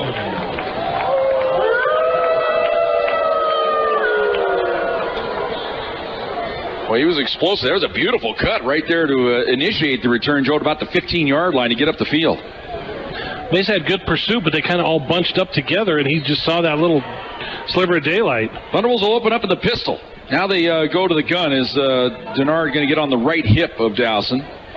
Wide out to each side. They're going to bring Smith in motion to the right side. They fake the jet sweep, roll the pocket right, look down the middle. He's got Boyd wide open. He hits him across the 45, 40, 35, 30, stiff arm, 20, 15-yard line before he is hauled down.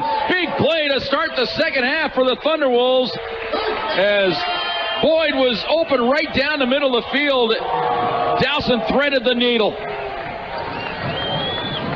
Big time stiff arm to get him some separation for a little bit. Eventually the safety would catch up and get down on his ankles, but that stiff arm bought him another 15 yards.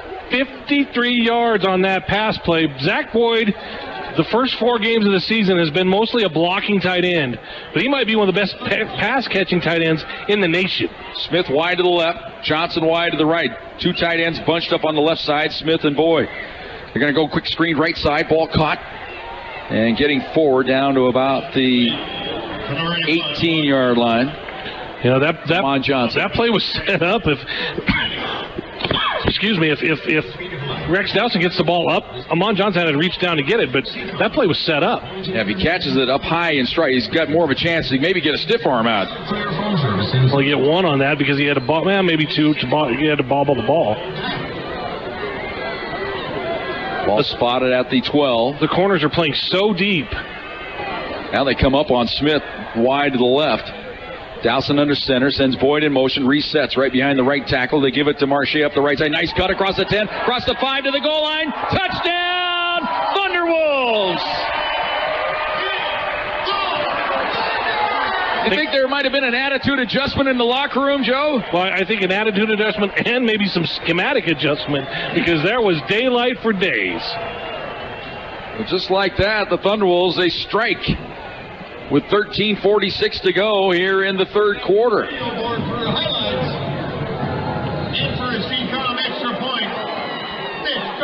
And Mitchell Carter in to try the extra point. Good snap, ball's down, kick is up, and he is good. Fast start for the Pack, 13:46 to go here in the third quarter. They lead it 20-10 on Fox Sports Pueblo. CSU Pueblo Thunderwolves football on Fox Sports Pueblo 1350. Boy, the body language is a lot different now on the sideline for the Thunderwolves. They had their jobbers down there in that first half, Joe, kind of sulking a little bit, knowing they were in for it, but now everybody's excited down there on the sideline. As well they should be, up by 10 now. What's the word we use? They restored a little bit of order. That's Zach Boyd, somebody who everybody knows, Russ Martin knows, everyone knows. 53-yard catch, and then Marche Denard from 14 yards out. Here's the short kick again. It's going to be taken at the 1-yard line. Chance for the return. They've already returned 1 to the house, but the Thunderwolves with better coverage this time. Get him down inside the 20. And Moon taken down at about the 18-yard line. A little different that time. Now we'll see what adjustments the Thunderwolves have made on defense. They've kind of held the Mavericks in check for the most part in that second quarter. Yeah, yardage-wise, Mesa didn't do much. Again, a couple of big, they only had 2 third-down conversions, but they were huge. If you remember, right? They kind of kept your eyes alive, but there were only 2 of them, but they were at the time, they were huge. Quick pass left side, ball caught. Getting forward for a couple of yards. Well, nice cut there. Nice adjustment by Marcus Hines. They couldn't get him on the ground. He gets out across the 20. Still relatively short gain out to about the 22-yard line. Gain of 4, second down and 6. He had to earn it. Is that the guy Riston said? I think it's Josh Brown's the guy. He has not caught a pass tonight, has he? Yeah, Josh Brown, 16 catches on the year, 279 yards. Up the middle, they've got the first down. Out across the 25 to about the 29-yard line, David Tan. So 1st and 10 for the Mavericks. Hurry up offense, no huddle. Maybe not. I don't know if it's a no huddle, but it's, I mean, a hurry up, but it's definitely no huddle. Trips to the right. Play action. Straight drop back. Pass down the middle. Man is open. He's got it, and he dropped it. It would have been a touchdown as he got behind. One of our favorites, Joe. You know, Tanner was there, but he overran it, and the pass got over the top of him. It should have been a 6-pointer. Jim, I think Tanner Draper let up because he didn't want to get flagged for a personal foul. I really do. I think he let up. He saw the guy and let up. 2nd down and 10. Marcus Hines will be dreaming about that one, and it won't be a good dream. 2nd and 10 from the 29-yard line.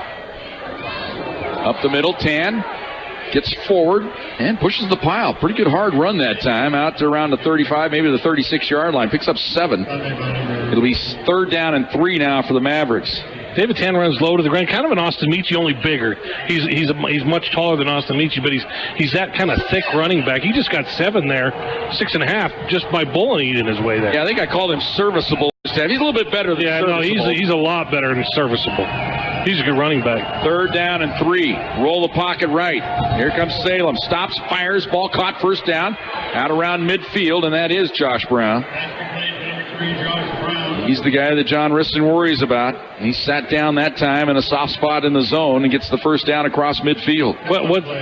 Again, a 3rd down, he gets 15 on that. You can't give up 15 yards on 3rd down and long. And Tan up the middle, and this time he gets a yard to about the 48-yard line. It'll be 2nd down and 9. That was the read option that time as Salem took the snap, elected to give it to Tan. John Riston said, Mesa's going to get 1st downs. They're going to get yards. They're going to move the ball. You just got to be patient. Little 2-step drop, look left, fire left, ball caught, 1st down across the 40, down to about the 36-yard line. This time it's Vernal Moon on the grab. 1st and 10 Mavericks. Salem starting to air it out a little bit here.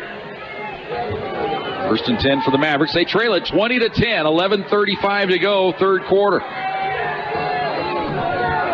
From the gun, double wide out right. They run the option left. Salem on the keeper. He's into the secondary. He's across the, shifty little move there. Stays on his feet. He's got the 1st down to about the 22-yard line. That was his best run of the day. So the Mavericks looking to answer here after the Thunderwolves get this 2-score lead. Now they'll go trips to the right, the wide side of the field. And they're going to give it to Tan up the middle. He's got it into the secondary. He's got the 1st down and more. Nice cut inside the 10. Stays on his feet. Breaks another tackle down to about the 3-yard line. Jim, they're just not tackling. Well, Salem held that ball in the belly of Tan for what seemed like the longest time. Finally gave it to him. This drive in a row, they've gone 15, 12, 14, and 19. Option play left, whistles, flag. I think this is going to be a substitution infraction maybe on the Thunderwolves. I think they got too many men on the field. They called a timeout. Well, the flags came out, though.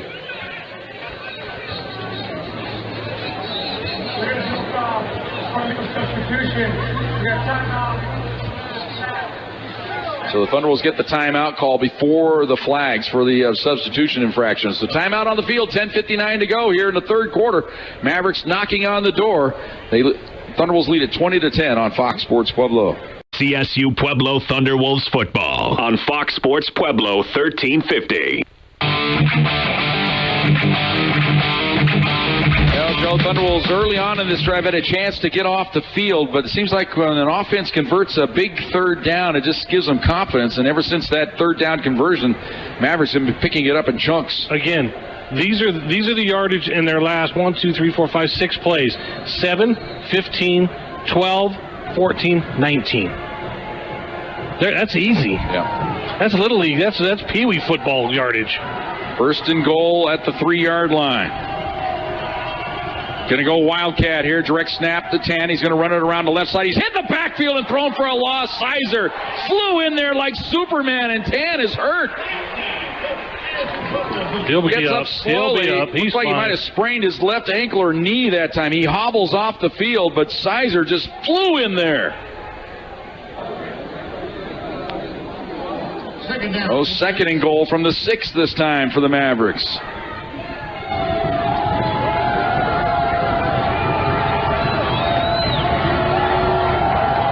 And they're going to keep her, and Salem takes it in the end zone. He faked it to Hawkins. Everybody went with him, and then Salem just runs it on in, and the Mavericks answer with a touchdown with 10:24 to go here in the third quarter. That was just too easy. Way too easy. How do you, he's called his own number every time. How do you not have a guy on him? I'm asking. How do you not have a guy on him? So Sheehan in to try the extra point. The holder is the punter, Austin Pitchford. Good snap. Kick is up. And it is good. 10:24 to go here in the third quarter. Mavericks answer with a touchdown to cut it to 3. Thunderbolts still on top, 20-17 on Fox Sports Pueblo. CSU Pueblo Thunderwolves football on Fox Sports Pueblo 1350. Well, Joe, you had the feeling the Thunderbolts defense had a chance to put maybe their stamp on the game there if they could get a stop on that drive, but they're unable to do it, and the Mavericks right back into it now. Jim, they just hot knife through butter, right? It's all the way down. You hate the cliches, but that was just too easy. Now, 82 yards in 8 plays. Yeah, it was not like they had to really grind it out. And what I don't understand is how do you let the quarterback, who's the run-pass option the entire game, go untouched from the 6-yard line? Yeah, they totally bought the fake. How does that happen? To the backup running back. Yeah, how does that happen? Now the Thunderwolves leading by 3 with 10:24 to go. Chance for the return here. It'll be Donnell and Dodd standing back at the goal line to receive the kick from Ryan Sheehan.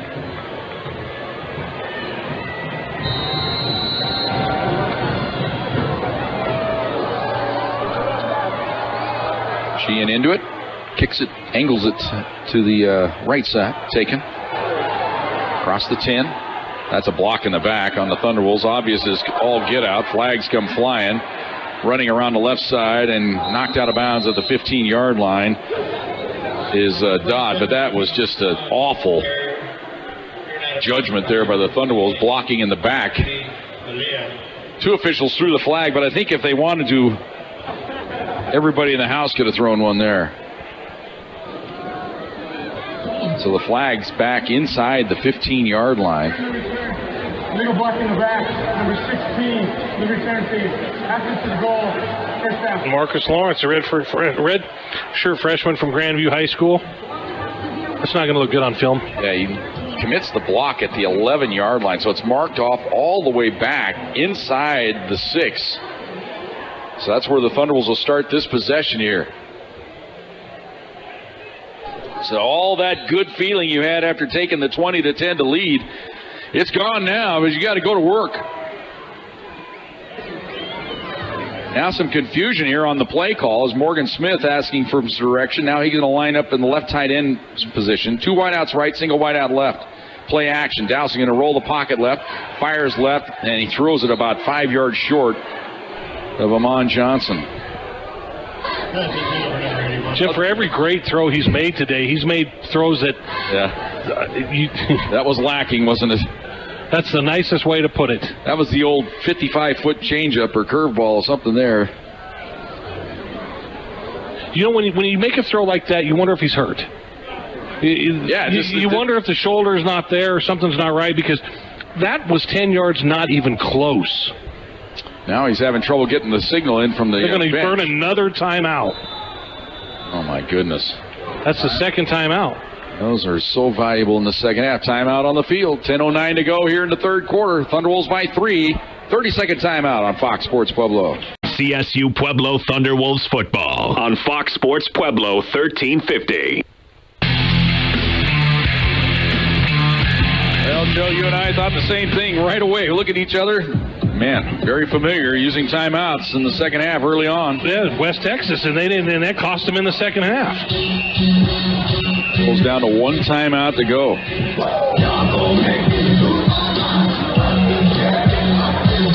The defense doesn't seem to care. They're down there dancing. Deion Sizer leading the moves. He and Michael Riston, they're having their own game and having fun. 2nd and 10 for the Pack from the 6-yard line. Press coverage down here at the bottom.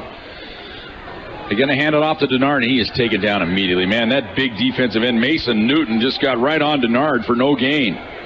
This line has been impressive for the Mavericks today. Jim, you just called a precious timeout to run that. To run a straight blast and gain nothing. Yeah, you'd rather just take in the delay of game. You lose a yard and a half. Yeah, exactly. So now 3rd down for the Thunderwolves. 3rd and 10.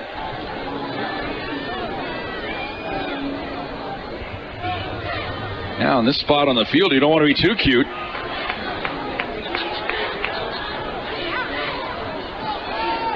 From the pistol, straight drop back. Dowson fires it up the right side. Ball is caught.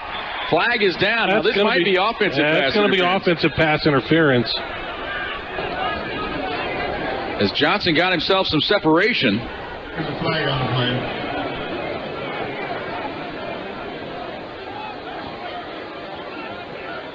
Looks like Johnson pushed off to get separation to catch the ball. Well, that's because the defensive back fell down. So if they see what we thought we saw. But they aren't marching backwards yet. Now I see some of the Mavericks pointing at him on Johnson. Yeah, you're the guilty party. But now the more they talk, the more they are prone to wave it off. We'll see. Number 26. Ooh. It's the Mavericks. You know, I don't get that one, Joe. Well, what they're going to do is they're going to decline the penalty because he caught the pass. And in college ball, it's either a 15-yard penalty or a spot foul, whichever is... You know, you don't mark if the penalty happened 50 yards down the field, they only mark off 15. But if it happened only 13 yards up the field, then they would have marked it off there. But since he caught the ball, you take the stats. But if it's a 15-yard penalty, they lost a yard in the transaction. Yeah, but they don't mark off 15. I'm saying that's... Oh, I got you. I see. Got it. Okay, Denard. It's kind of confusing, isn't it? I made it confusing. All across the 20 to the 21-yard. Now there's a flag. Now there's going to be a personal foul on Smith for the Thunderwolves, just decking the defensive back for the Mavericks. Josh Smith just unloaded on one of the Mavericks here up the field, and he gets the hook. John Riston gets right in his grill. John Riston said, I don't care what he was doing, questioning your manhood, pushing you, grabbing you, biting you. Don't be that obvious when you retaliate. The play will count. After the play, unsportsmanlike conduct. Number 3, offense. That means the fourth goal will be 2nd down. This is number 3's first unsportsmanlike conduct foul. So that's his first unsportsmanlike. So if he gets another one, he's gone. How many more do they get, Jim? That's the second one today. Is Tanner Draper got ticketed for one earlier today. So it's 2nd down now and 19 from the 10-yard line. Dowson from the pistol. Here comes pressure. Shovel pass to Ribberich. And he gets across the 15 out to about the 19-yard line. Shovel pass, number 6. So Dowson alert there, able to get rid of it before hitting the deck. And Ribberich getting forward. Makes it 3rd down now and 10 from the 19-yard line. 20-17 is our score. Thunderwolves lead it by 3. They took the opening kickoff of the second half. Big play, a 53-yarder to Boyd to get him set up, and then Denard took it on into the end zone. But the Mavericks bounced back with an 8-play, 82-yard drive of their own. Trips to the left, single wide out right here. Dowson from the gun. Straight drop back. Here comes pressure right up the middle, gets the pass away. Down the middle, drops. Man, oh man, Sammy Long, the 4th. Right in his hands, and then he fell to the deck to boot. He would have been short of the first down. If he catches that in stride, Joe, he might still be running. Again, what do you... I don't think you can't blame Rex. That pass right on the money. It was just a straight drop. Justin Reedus back to field the punt for the Mavericks. Now the Thunderwolves will have to punt the ball away. Low snap, it is handled by Kuda. Booming Great kick. kick. Man, oh man, a howitzer shot. Inside the 20, flag comes down to boot. It's inside the 10, inside the 5, rolls dead at the 4-yard line. Incredible punt by Tanner Kuda. It might be a sideline warning or something. I'm not sure what happened. Flag on the play.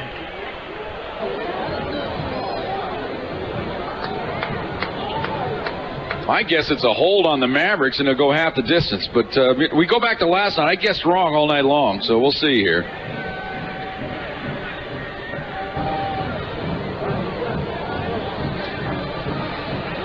They're pointing at the Mavericks. Cervi kick. Holding. The return team. Stellian first, half distance to the goal. Touchdown Colorado Mesa at the 3-yard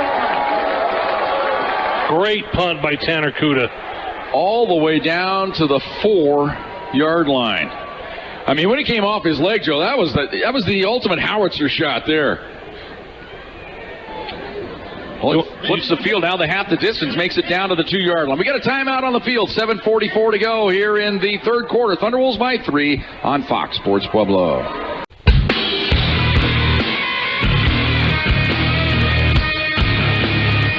To 17, Thunderwolves on top, but thanks to Tanner Kuda, they've pinned the Mavericks inside the 5 all the way down to the 2-yard line after the penalty mark off. So it's 1st and 98 here for the Mavericks. After the last drive of Mesa, that's the best thing that could have happened for CSU Pueblo. Now it's up to the defense. Get a 3 and out. Get your offense back out on the field in good field position here. Mavericks' job on offense, first things first, punch it out of there, get a couple first downs, then they can go to work. Well, they haven't had a problem with down or distance today. The only time they've stopped really is they've stopped themselves a couple of times on a couple 4th downs and a couple of 3rd downs, but they've been able to move the ball effectively against this defense. Well, they flat gashed the Thunderwolves on that last drive they had. See if they come up with it here this time.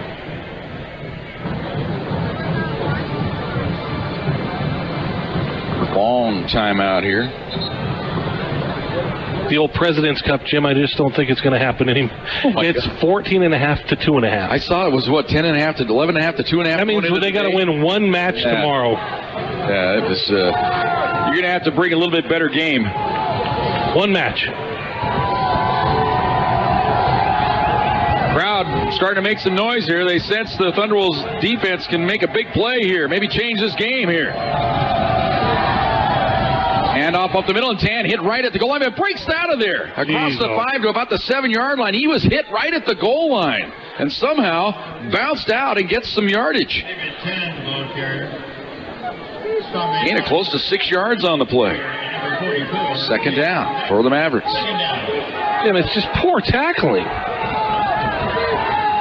And again, they give it to Tan around the left side, puts his head down. He's going to wedge his way out close to the first down. It looks like he's going to be about a yard short. So it'll bring up 3rd down and 1 now for the Mavericks.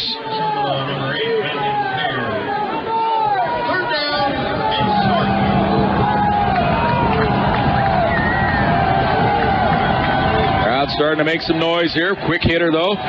Salem left side. He's hit. Did he get forward? I don't think they stack it up. I think he's now they gave him forward progress, so the line judge is coming out all the way out to around the 13. Did he get that far? That's where you got to bump the official by accident and knock him back just they gave him the first down. Man, I did not see him get that far. That was kind of I think he stuck the ball out or something because the stack was back at around the 11. So 1st and 10 for the Mavericks at the 13-yard line.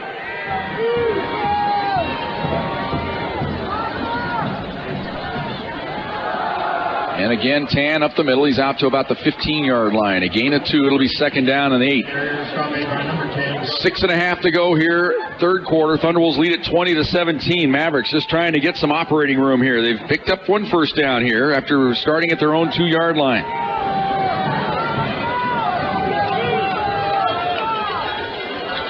Salem takes the snap, looks right, fires right. Ball caught. And some good tackling this time, but getting forward is Josh Brown out to around the 20-yard line. He'll make it 3rd down and 3.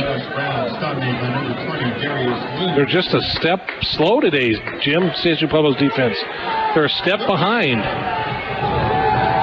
A lot of substitutions here by the Thunderwolves. You know, they're getting caught by not being set, the Thunderwolves.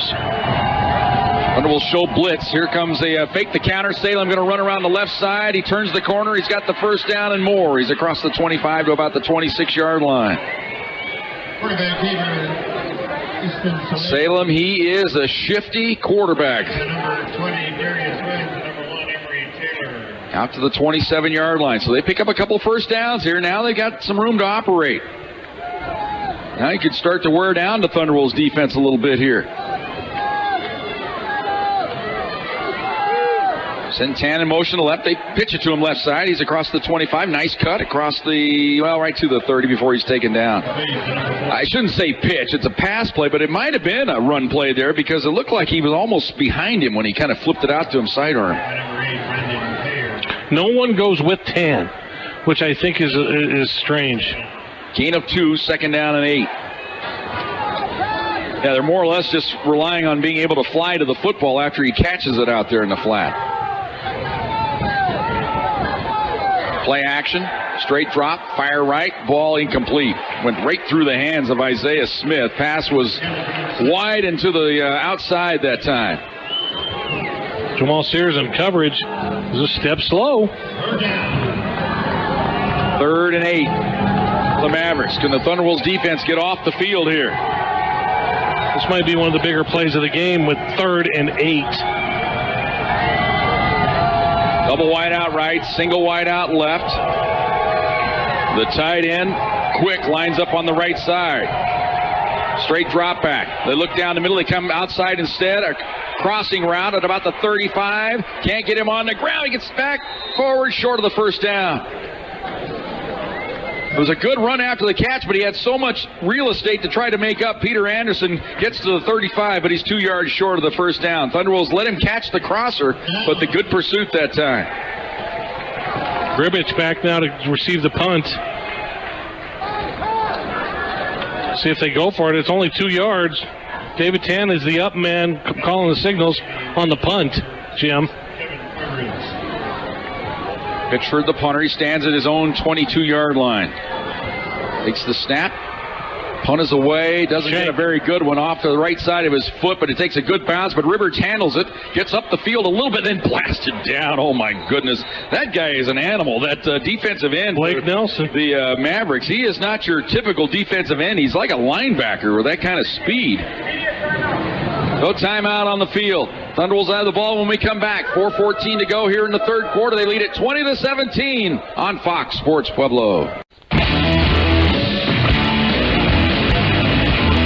Joe, it doesn't really matter which way this game goes. There will be plenty to talk about on Wednesday night from the Thunder Zone Pizza and Tap House. Join us for the Car Pros John Riston show there, 6 o'clock, 6 to 7 right here on Fox Sports Pueblo. That should be a good one. A lot more fun when they win, though.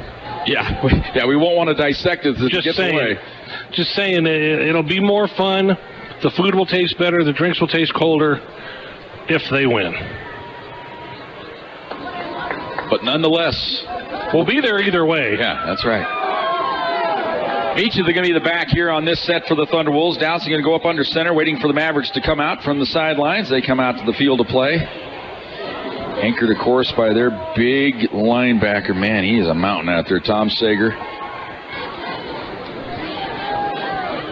Still another little bit of delay here. Thunderwolves at the 27-yard line. A little bit better than their the 2-yard line the Mavericks had to operate from last time.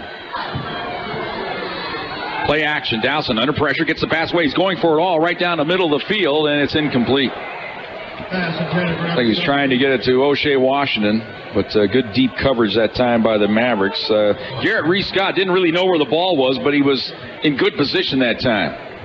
Kind of like him still trying to take a shot, though. I mean, I think Dowson had to throw it about a half tick quicker than he wanted because he was under pressure that time. He wasn't able to set up the route, I guess. The problem with taking your shots now, Jim, is now 2nd and 10 is nobody's friend. Especially when you haven't been able to run the ball at all today. From the gun, kind of a modified gun formation here with the 2 tight ends on the right. They're going to pitch it right side to Michi, and he's hit in the backfield, and he'll go down. Loss of 2 back to the 25-yard line. Well, they're asking the receivers to block the defensive ends, and that's not working. Well, you can just see that formation with the two tight ends stacked up on the right side, and Michi wasn't behind Dowson. He was kind of on his right hip. It kind of, but a little bit in the backfield. You know what I mean? It's just a little different formation. Maybe it gave it away what they were going to do there. Big blocking tight ends will draw attention. Well, and Morgan Smith let his guy go, basically. 3rd and 12 now for the Pack. Trips to the left, single wide out right. Dowson from the pistol. Takes the snap, straight drop back, steps into the pocket, now under pressure, spins, and he'll go down. And all 5 offensive linemen are standing around. Yeah, while they all converge on Rex. Second to play, number 51, Taylor Martin. And he's getting up. Yeah, testing that right leg a little bit, but it looks like he's going to come off under his own power. Well, you lose 7 on that possession. Not your finest moment. It's like you said, Joe, you gamble on that first down play by going for it all. If you hit it, you look like a hero, but when you don't, then it just sets you behind schedule. Now can Kuda do it again? Hits the snap, rugby style, kick is away. Still lower another kick good this one. time, but it's going to be returned at the 35. Gets a block 40. How's that not a block in the back? Out of the 44. Ball comes out, picked up by the Thunderwolves. No whistle. Now the officials stop and they say he was down. And the returner, he was leveled. That was Dustin Rivas. Dustin Rivas. We'll take a look again here at the replay here. They put it on the board. I'm not sure that he was down. I think he was kind of knocked silly and the ball popped out is what I thought. The runner was down. Sorry, the ball coming up. First down. Hope they show that again. Now, sometimes on controversial calls, they won't put it up on the scoreboard. I think they're under those instructions. If it's borderline, they don't want to do it to incite a riot, I guess. Well, I don't think that's a fair assessment. Yeah. It happened in the game? Yeah, you show it. But they are not putting the replay up on the board here. Everybody in here is looking at the board, too. Yeah. Rivas still down. Now they're going to help him up. He took a shot, no doubt. Well, Joe, what tends for me to think it was a fumble, when a guy sometimes gets popped and gets hurt like that, they lose the thought of the football, and the ball just kind of drops out. Those of you live streaming, shoot us a text or a tweet. Let us know if that ball was out. Yeah. You can just run. You can play it all you want. Yeah, they didn't show us the replay in the building here. So 1st and 10 at the 44-yard line for the Mavericks. Straight drop back. Salem, now he's going up the left sideline. He's got a man in the clear, and it is caught inside the 10, inside the 5. Touchdown, Mavericks. They went for it all, and they hit, and it's Vernal Moon on the touchdown. Well, Joe, they gamble on first down, and they hit it. Great run, great route, great pass. And now the Mavericks back out on top, 23-20 with 2:18 to go here in the third quarter.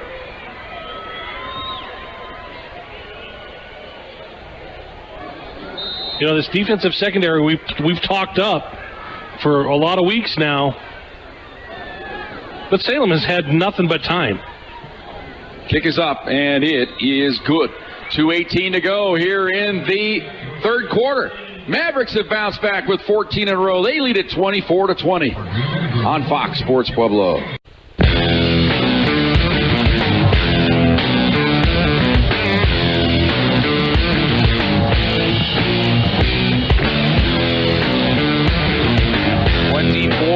Mavericks have retaken the lead here after the Thunderwolves went up by 10. Great drive by the Mavericks. They get the ball back a couple series later and hit the big strike from, 56 officially, Joe? 56 I have 56 yards. Official attendance today, 8,129. Kickoff, return here across the 10, 15, 20. 25, up the sideline, 30, 35, 40, out to about the 43, 44-yard line. They just kept working their way up the sideline there. Good return for the Thunderwolves. Dodd on the return. So now the Thunderwolves down by 4. They're going to spot it at the 43, but now the offense, they need to answer. Had that quick strike to start this quarter when they hit the big 53-yarder to Boyd, and then Denard answered with the touchdown run. They go to the pistol this time. Dowson with Marche right behind him here. Boyd lines up in the slot to let they bring a man in motion. That's O'Shea Washington. And roll the pocket left, passes away, and it's too far and wide. Trying to hit O'Shea Washington. Dowson hit hard after the play was over. Blake Brockett, the Sam linebacker from Mesa, was coming in on a blitz, and Dowson had no shot. So 2nd and 10 for the Thunderwolves. CSU Pueblo's getting beat physically up front, pass protection, run blocking. That was the strength of this team coming into this season, was their offensive line, and it's getting dominated right now. 2nd and 10, again from the pistol. 2 wide outs to the right, 2 wide outs to the left. Now they bring Forsgren. The ball snapped early, and it goes right off the knee of Dowson. He has to fall on it at the 40-yard line. They brought Forsgren in motion that time across the formation. The ball was snapped before Dowson was ready for it. 3rd down now and 13. Very lucky they didn't turn it over there. The body language of the Thunderwolves is very, very poor. Yeah, remember how excited they were after going up by 10? Everybody dancing around, glad-handing it. Now they know they're up against it here. 3rd and 13. Boyd resets on the left side of the formation. Straight drop back by Dowson. Jailbreak to get the screen to Boyd. Gets his head down. He's out across midfield to about the 49-yard line of the Mavericks, but he'll be 2 yards short of the first down. It's 4th down and 2. Now, Thunderwolves, John Riston's thinking about it. Do we want to go for it here? I'd have to. You need a yard. Well, this is closer to 2 yards. They're going to punt it. 4th down and about 10. Not a popular decision in the crowd. Boy, you love Zach Boyd there. You just wonder if he'd have been just maybe a hair more patient that time, let some block. But it's hard to wait on offensive linemen to get out in front of you to block. But he decided to put his head down and get as much as he could. Got close. Kudo to punt it away. Angles it toward the left sideline. And not a good kick. It's going to go out of bounds at the 20. They're going to mark it right at the 20. Not his best. Only 29 yards net. He does have a 77-yarder, though. Yeah, kind of balanced out there, didn't it? I'm sure he wanted more that time. He was trying to angle it up that sideline, maybe try to get it inside the 10. They keep the stat inside the 20. I think inside the 10 is more of a benchmark. That tells you if you're really good.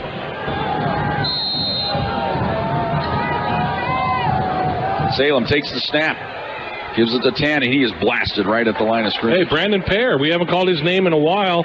Makes a nice stop there. David Tan, the ball carrier. Like Shangolo was in on it as well. 23, Norris Shangolo. So it'll be 2nd down and 10.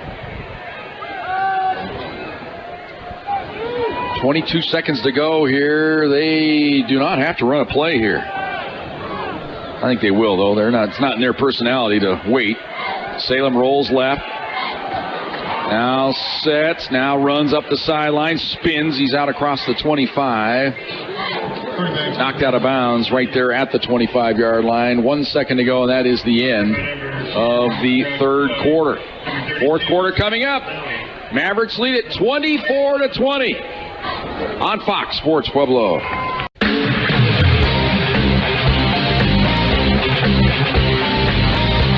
24-20 as we start the 4th quarter. Mavericks with the football, facing 3rd down and 5.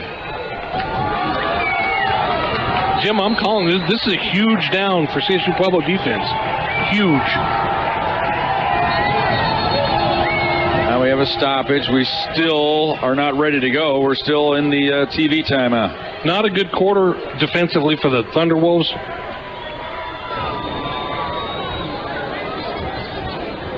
They're still waiting for the... Yeah, they obviously must have given the ready for play, and now they said, no, we're not ready. Well, the TV's still on.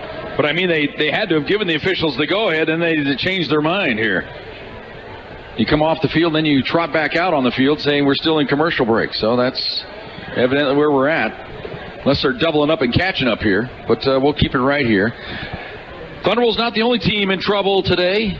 The number one team in the country right now still down 14-3 in the third quarter. We're talking about the defending national champion, Northwest Missouri. I read somewhere where they're pretty banged up.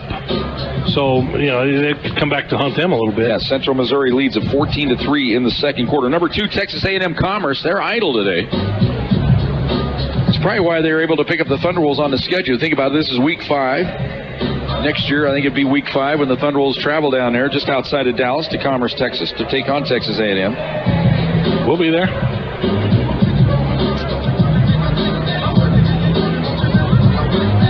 See what's happening in the RMAC here. Jim, this third down is huge. Yeah, you got to get off the field here. All the offensive linemen have been talking to Rex, and I don't know what they're saying. Like maybe apologizing. Adams State has defeated South Dakota Mines a final 52-44. Much little quick hitter on this play. Players on the bench trying to get the fans jazzed up here. Third down. About 4.5, really. The ball's just across the 25-yard line. Salem takes the snap. Play action. Max blitz, but he's able to get away. Rolls to his right. Now sets, fires up the right sideline, out of bounds. Oh. Boy, you kind of worried there when they avoided the blitz. Salem able to get out on the edge, and he is upset with himself, just ripping the chin straps off. And you know why, Jim? Because he could have run for that easy. He could have run for that first down easy, and he stopped and pulled up. And he took a shot up the sideline. He had a man there, but the pass was wide, high and wide. So punt formation. Austin Pitchford stands back at his own 12-yard line. Ribberich at his own 30. Good snap. Kick is away. High spiraling kick. Fair catch signaled for by Ribberich and taken at the 34-yard line. Probably a good decision. Is right there in his grill. Ready to make the tackle was Cameron French, the junior out of Denver South High School. So the Thunderbolts take over on offense at the 35-yard line. Can they make something happen here? 14:46 to go, fourth quarter. They trail it 24-20.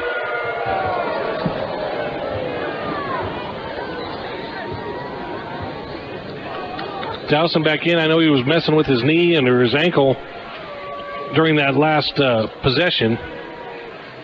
2 wideouts left, single wideout right. Denard, the lone back. Whistle blows, making the ball ready for play from the pistol. Smith in motion, resets right behind the right tackle. Quick pass, right side, Johnson up the sideline, puts his head down, across the 40, the 42 flag comes out. And they're going to call Blake Nelson with his helmet. He should get another one. He's going to get another one. That's 2. So that's going to be a 30-yard penalty here on the Mavericks. As Blake Nelson with the late hit with the shiver. And then he got in the official's grill. So this is going to be a 30-yard mark-off on the Mavericks. And John Rissen's not going to let him talk himself out of this one. He's standing right there with the officials. Yeah, when you throw the hat. What happens when you get the second one? Are you ejected? Let's see what happens. Personal foul. Number 42, defense. That 15-yard penalty is tacked on to the dead ball stop. Also during the dead ball, unsportsmanlike conduct. Number 42 of the defense. That 15-yard penalty.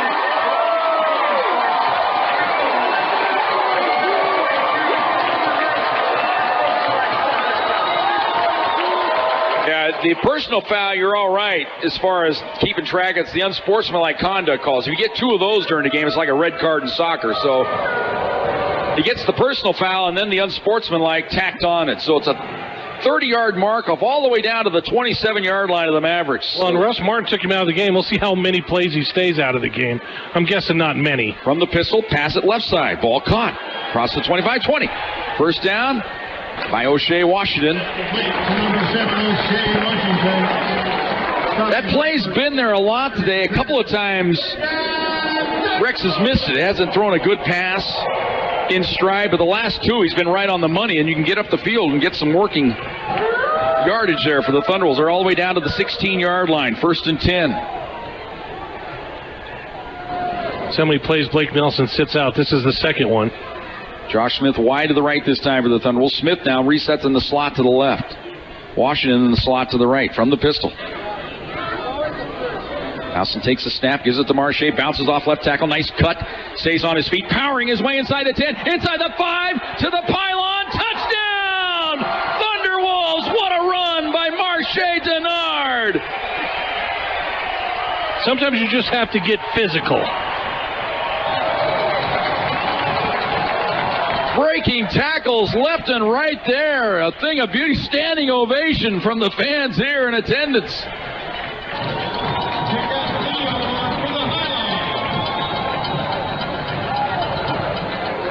The Thunderwolves back out on top. Mitchell Carter for the extra point.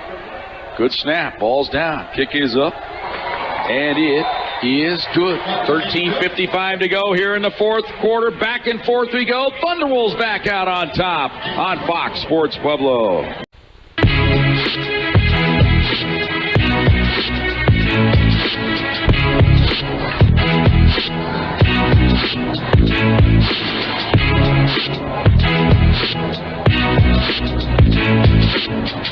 And welcome back to the Thunder Bowl. Thunderwolves on top, 27-24, but that was a powerful run that time by Marche Denard, Joe. Sometimes you just got to get physical. He's a good runner. He's fast. He's got great feet, but you don't think of him as a power runner. That was a power run. 8,129 attendance. They were hoping for 10,000, but 8,000 is a pretty good crowd. That is a nice crowd. They've been into it here in the second half. They were a little pensive, I guess, to say the least, Joe, in that first half. But the alley-oop, the Hail Mary at the end of the first half kind of got people energized. And then the quick strike in the third quarter, 10-point lead. Then they were sent back a little bit, but that was a nice drive. And now you've got an enemy. You've got a villain for the Mavericks, for the defensive end, Blake Nelson, getting the double personal foul, which really sets up the whole drive. It's really, that 7 points is on him. 30 yards and penalties. Russ Martin's over there pleading his case. He's asking, what happened. But you know what? Blake Nelson got the late hit, and then he got in the official's grill. Yeah, he got up and was arguing right away. I will applaud the official for throwing it, because a lot of times they take that. And he was embarrassed right there in front of the packed bench. I don't usually applaud officials throwing flags ever. But it was the hit was late because they hit him with the forearm, and the fans really enjoyed that being called here because it was definitely a late hit. And then to get up and argue your case, and that's what got him the extra 15. Well, and even just getting up and not being happy, I can see that. But when you turn and direct it right to the official, yeah, and he kind of stomped his feet. Yeah. And he made everybody know how unhappy he was. It was essence it was a technical foul is what it was, but it was a 15-yarder in football. My only problem is that might make Blake Nelson a little bit angry. Yeah, it might juice him up a little bit. And he's a pretty good player, so I don't know that that's a guy you want to get too angry at you. So it's 27-24, Thunderwolves on top. As we all know today, this is not a sure bet here on this kickoff. Mavericks have already run one back for a touchdown. They're going to get another chance here. Take it at the 5-yard line. They set it up. 10, 15, 20. Middle to get outside, and then they hem him in at about the 25-yard line. Good containment that time by the Thunderwolves. Like Donnell on the stop. Also giving Rosenbrock credit on the stop. So the Mavericks take over at the 25-yard line, trailing it by 3, 27-24. They've trailed by as many as 10 here in this second half. Erased that lead, got the lead back themselves, but now have given it up again.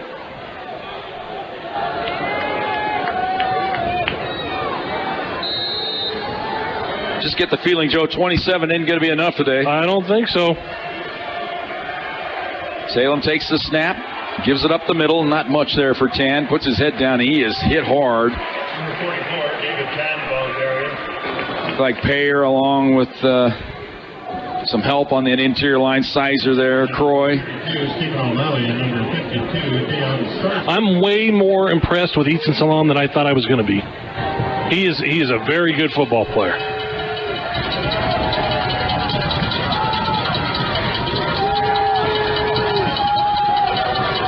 It's over to the sideline now. Calls the play here on 2nd and 8. Trips to the right. Ball's right in the middle of the field. He's going to roll the pocket right. Now he looks to run. Now sets up. Now he's going to come back the other side. He's under heavy pressure. Jumps out in the left flat. There's nobody there. But the pass got across the line of scrimmage, so it will be no grounding on the play. There was no receiver in the area, but since you get it across the line of scrimmage, Thunderbolts coaching staff doesn't like it. You know, you take Deion Sizer out of this play, and I'm not sure I like that. Dylan Albrandt comes in, little powerhouse from Canyon City. Maybe a little bit of speed on the edge. Here comes pressure, throwback screen. They get it to the tight end. He's got a blocker out in front, gets forward, hurdles his way, and he's got the first down. Oh, my. That's the second time they've tried that throwback screen today. The first time got him a first down on a 4th down and 5 call in the first half, and here they hit Tanner Quick on this left side. 1st and 10 for the Mavericks, all the way out to the 39-yard line. 3rd and 8, and you give up 12. Salem did a great job getting that pass over the top of Josh Croy. 1st and 10 Mavericks. Straight drop back, looks left, fires up the left sideline for Tan, incomplete. Had him one-on-one with the linebacker that time. It's with Stephen O'Malley, but that was going to be a tough get for David Tan. He made a good effort for it, but O'Malley was stride for stride with him. Only thing, O'Malley didn't have his head turned, but there just wasn't any room to squeeze it in. 2nd and 10 for the Mavericks. They trail 27-24, 12-27 to go here, 4th quarter. Salem now going to roll right. Got a little bit of time. Here comes late pressure. They make a beeline for him. Shovel pass incomplete. Brandon Baer was right there, and credit Salem that time, Joe, with the little shovel pass, saving the yardage that time. I'm more and more impressed with him. He's got a great football IQ, knowing that Tan was there. Dangerous pass. It wasn't going to be caught. Now 3rd and 10 for the Mavericks. But he's frustrating the hell out of this defense. I tell you that right now. Trips to the right. Single wide out left. Press coverage all over the field by the Thunderwolves. You got your safety Draper on an island back there, but they're confident in him back there. The free safety position. Now the corner's back up a little bit up to the top. Straight drop back. Here comes late pressure. Pass down the middle, and it is caught and dropped at the 40-yard line. He threw that in between 4 CSU Pueblo defenders, and it was dropped. Josh Brown standing at the 40, actually kneeling at the 40-yard line. Ball went right off his shoulder pads, incomplete. That was not good coverage. That was a poor execution of a play because there were 4 Thunderwolves within 2 feet of that ball. Now Ribbert stands back at his own 17-yard line to receive the punt from Pitchford. He stands at his own 25. Gee, that ball was perfectly thrown. Right on the money. Punt is away. They almost got to it and blocked it. Ribbert's chance for the return. Takes it at the 20, breaks 1 tackle. Now up to the sideline, breaks another tackle. Now he is swarmed under at about the 25-yard line. They ripped his jersey off his shoulder pads there. Made by number 27. So Thunderwolves take over now with 12:03 to go here in the 4th quarter. We got a timeout on the field. Thunderwolves lead it 27-24. It's a 90-second timeout on Fox Sports Pueblo.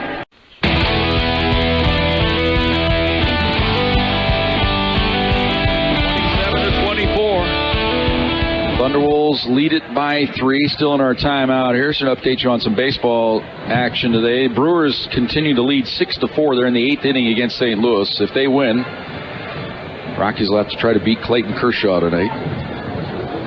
Think about the Rockies, though, Joe. They got 3 days now to win a ball game. Yeah. You got to either win today, win tomorrow, or win Monday if it comes down to it. They're fine. But who do you throw against Greinke? John Gray? Yeah, that's who it's going to be, the Gray Wolf. I mean, no offense, but... Yeah, it's not quite Greinke. Just hope for, starters have a bad day once in a while. Yeah, that's true. That's true.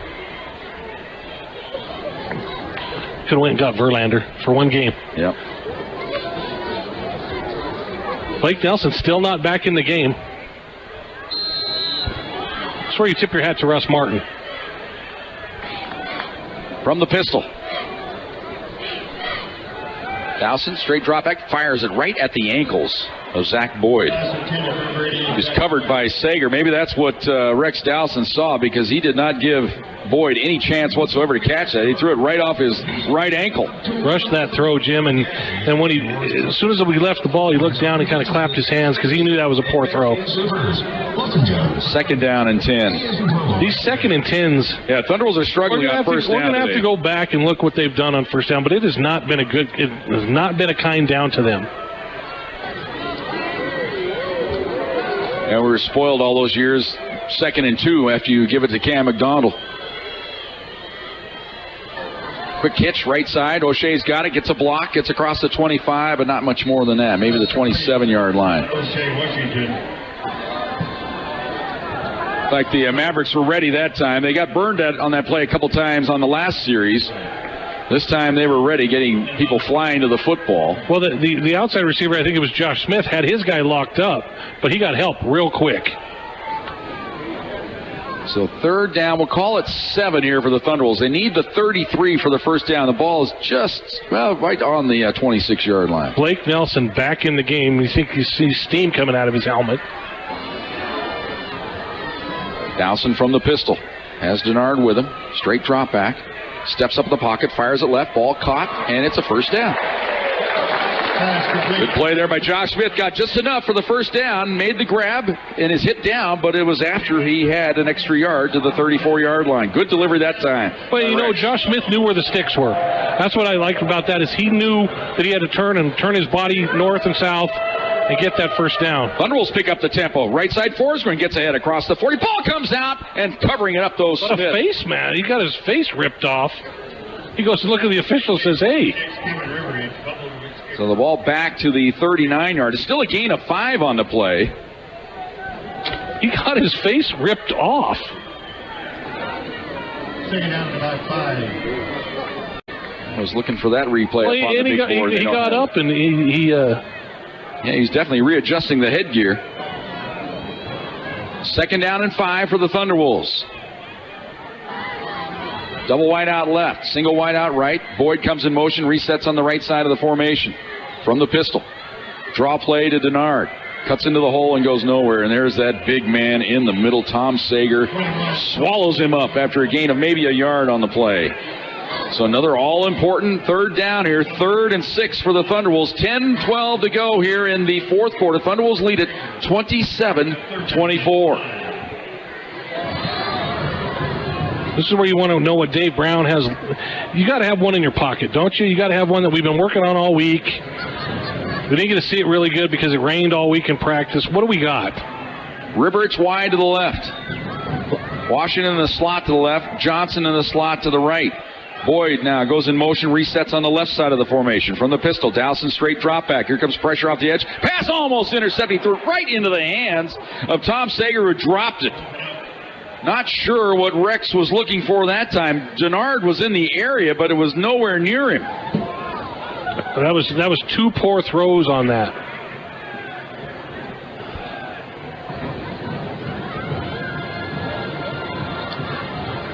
Back to accept good punt, number 3, Josh Brown. Thunderbolts might have a fake setup here, kind of a screwy formation here.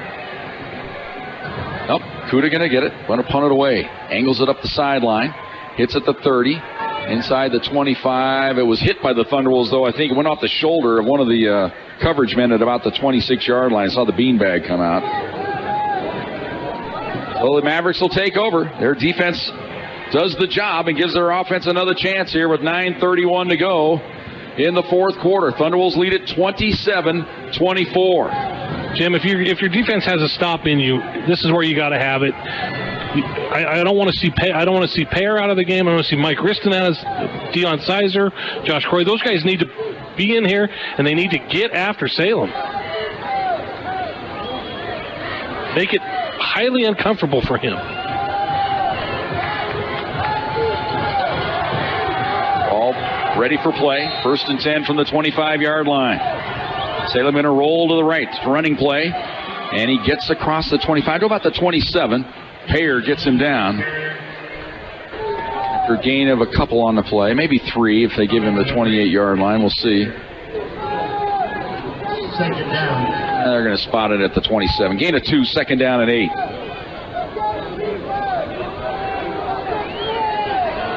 Thunderwolves now going to their nickel package. And in motion. Gadget play here. They pitch it around the right end. It's going nowhere. Thunderwolves have it strung out and thrown for a loss. That's Norshangolo that took care of that. And Anderson on the reverse. They had all kinds of bodies going all different directions that time. And it was Anderson coming on the reverse, but he's thrown for a loss back to the 24, just inside the 24-yard line. So 3rd and 11, we'll call it.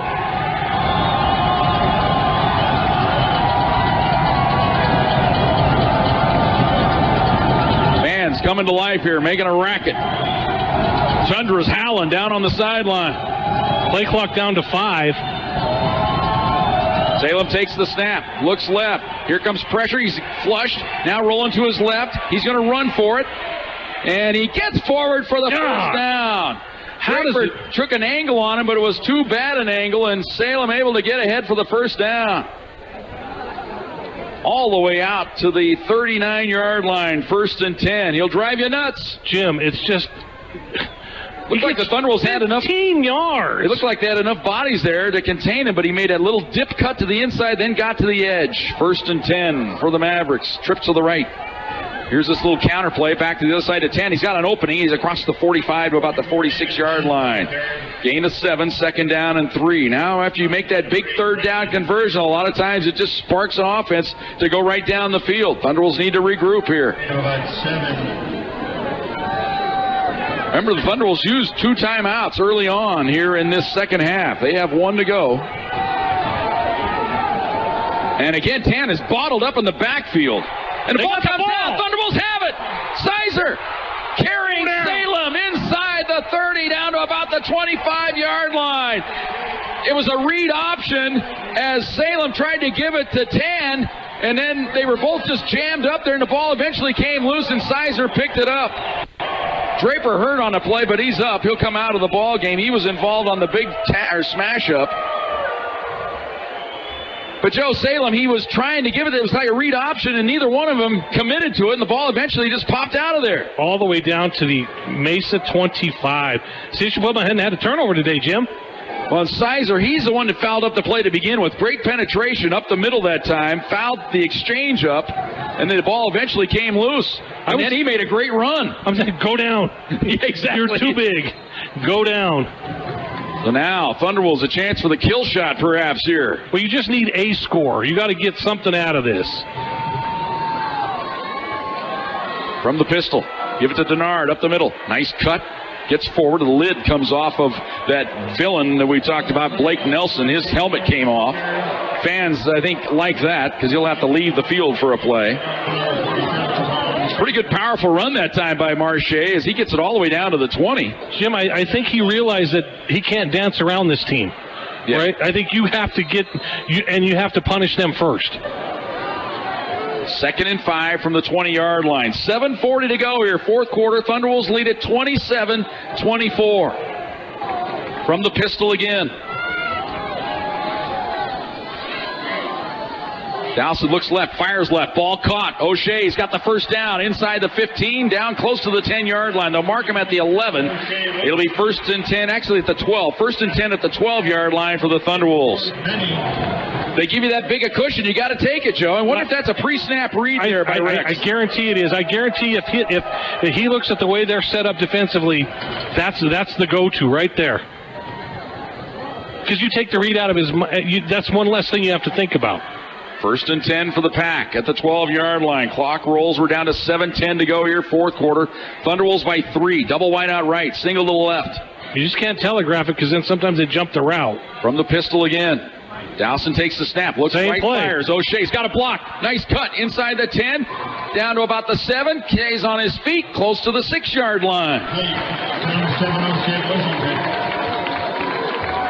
tackle made by number 12. Great block out here on the edge by Josh Smith, sealing it, but then pretty good pursuit by the Mavericks.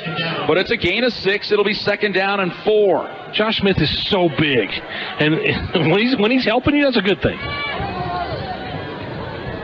Yeah, I think they like him as the blocker on that play, and then O'Shea catching the ball because O'Shea a little shiftier.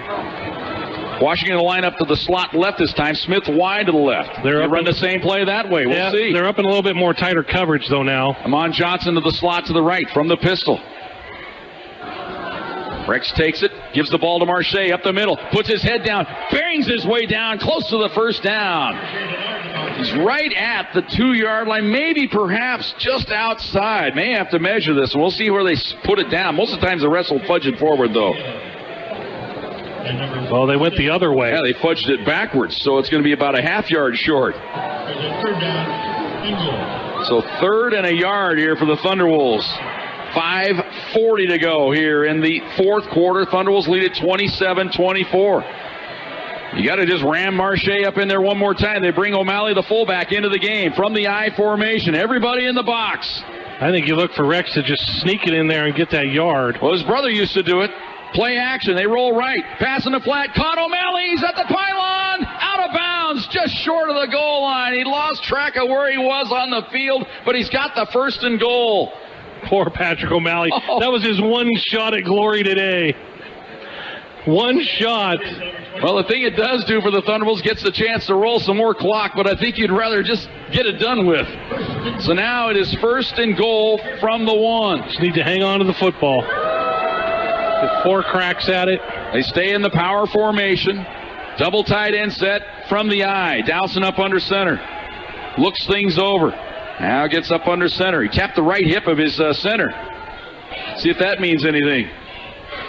Takes the snap, gives it to Marche out the left side, and he's hit. He's stopped short. Right at the 1-yard line. So some more precious time will roll off the clock here. I was wondering if Russ Martin might call a timeout, but you still got 4.5. You know, if you keep him to a field goal, yeah, you're still only a touchdown away. But if you keep him to a field goal, CSU-PUEBLO'S in some trouble. Ball in the middle of the field this time. It might have lost maybe a length of the football, as it's really truly at the 1. Before it was inside the 1. Down to 4:15 to go. Thunderwolves on top, 27-24. Same formation. Mano a mano right here. Dowson gives it right side to Nard. Hit again and stopped short. That's Blake Nelson. Ball comes out, but it's after the whistle blown and forward progress had been stopped. So now the Thunderwolves with a decision. You run it in there again, or do you try a little play action pass here? I think John Riston wants to do it the old-fashioned way. Yeah. That's the safe way. Down to 3:40 to go. Thunderwolves have 1 timeout left. A little slow getting this play call in. Play clock down to 12. Down to 10. They're still in the huddle. They're going to have to take time out here. That's all there is to it. They're not, though. 4 on the play clock. 3, 2, and now they do take the timeout. Timeout. Thunderwolves. 3:22 to go here in the 4th quarter. They lead at 27-24. We'll take a 30-second timeout on Fox Sports Pueblo.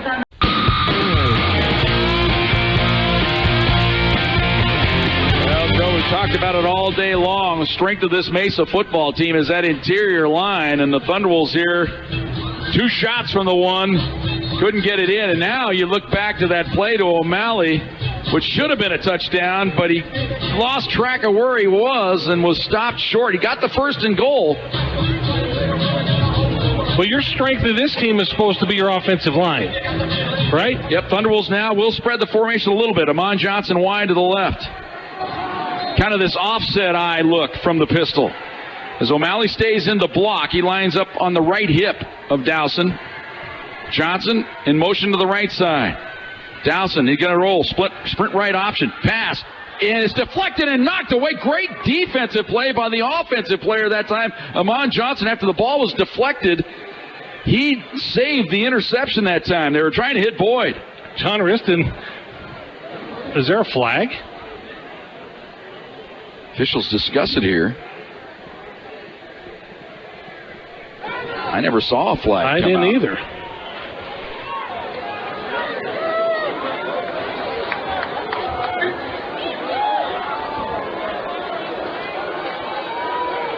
Wow, Thunderbolts are going to send out the field goal unit here with 3:21 to go. Joe, I have my doubts about kicking the field goal here. 18-yard attempt. See, to me here, well, we're going to have to discuss it after the kickoff, and after we'll talk strategy after the fact. But I'll tell you right now, I don't kick the field goal here if I'm thinking about it. I go for it. Well, and you make them go the whole way of the field. Exactly. But they have a great field goal kicker and an offense that's gashed you the entire game. And at least this way, they need a touchdown to beat you, not just a field goal. It's an 18-yard attempt. Ball's down, kick is up, and it is good. 3:15, well, another second ticked off. 3:14 to go here in the fourth quarter. Thunderbolts by 6. 30-second timeout on Fox Sports Pueblo. 30-24, Thunderbolts by 6. Well, Joe, we were talking about we got a little extra time here with the TV timeout. The other reason I go for it there, if I don't get it, then I don't have to worry about this darn kickoff return. We've seen Mesa break a kickoff already in this game. So if you get the field goal and give up a kickoff return, you're down 31-30, or give up a big return. I just think that was your chance to win the football game right there. That's my way of thinking. You've got the other opinion. Well, I think that Sheehan's a good field goal kicker, and to give him 3 minutes to kick a 50, we saw him stand kicking 50-yard field goals like it was nothing. So you don't want to go overtime. This is where you put your trust in your defense, saying we got to have one stop. I think you got bigger problems when you get 3 shots inside the 1 and can't get it in the goal line. But I also don't like 3 of the same plays. Right. Or 2 of the same plays. You know what I mean? Go a little variety. That's the great thing about it there. There's going to be opinions galore there, and none of them are necessarily right, none of them are necessarily wrong. It just comes down to what the head coach wants to do there, and John Rista decides get the field goal. Now, he got burned last year in Grand Junction by not going for the field goal, right? Well, he did. And that was to win the game. And what's funny about John Riston is I guarantee you he's had this over in his mind 100 times. Every scenario you could think of, he's had in his mind. So what you don't do is you don't let Vernal Moon return it for a score. If you're Mitch Carter, you got to find that extra gear here. Try to drill this thing deep, angle it somehow as well. Last thing you want to do is kick it right down the middle of the field. Find your form and just hit that pure shot. He's into it. It's going to be returned, taken at the 2-yard line. Back across the 5, 10, 15 up the middle. There's a little bit of an opening, but he gets down at the 27-yard line. At the last minute, it closed down there. So now you have 3:09, Jim.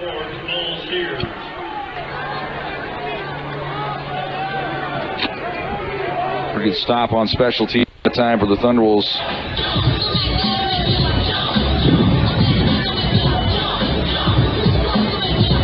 Ball at the 27-yard line. 30-24. Thunderbolts lead it by 6. Mavericks need a touchdown to win it. Touchdown and an extra point, I guess we should say. Salem, straight drop back. Goes up the left sideline. He's going for it all, and the ball's caught, but he's out of bounds. Ran out of real estate trying to get it up this left sideline. But running out of real estate, Peter Anderson. Number 6, Peter Anderson. And we got an injury on the play for the Thunderbolts, the defensive back that was in coverage. Is that Draper? No. Is that Darius? No. Nope. It's Emery Taylor, starting corner, started every game at corner. He got kind of tangled up there at the last minute with Anderson. It's that left knee or ankle. He's flexing the left knee. Yeah, now he's looking at it. Puts both his hands on it, trying to readjust it himself. 2nd down and 10.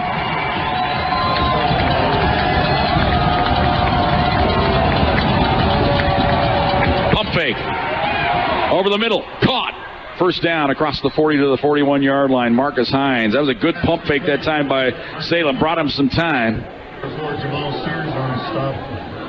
I just don't know how they're getting 14-yard gains at a chunk, Jim. First and 10 for the Mavericks at the 41-yard line. 2:45 to go here. Fourth quarter. Thunderwolves by 6. That's a false start on the Mavericks. Looked like the left side jumped off. Salem got hit. Michael Risson ran into him, but I don't think they meant to. It was just kind of a little bump. Right to the snap. False start. Number 6. Offense. And it was on the wide receiver, Peter Anderson. So that makes it first and 15 now, back at the 36-yard line. 30-24, Thunderwolves lead it. 2:43 to go. Wind the clock. Crowd making a racket. Trips to the right. Single wide out left. Salem. Here comes pressure up the middle. They flush him out of the pocket. He's going to try to roll left. He's got a little bit of yardage, but he's hit down hard across the 39-yard line. That's about it. Paid a heck of a price there as Williams came flying up to make the stop. Gain of 4. It'll be second down and 11.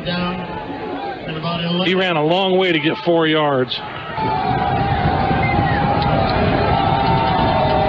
Second and 11. Trips to the right again. That's the wide side. Now calling the audible. Clock rolling down to 2:10 to go here in the fourth quarter. Thunderwolves lead it by 6.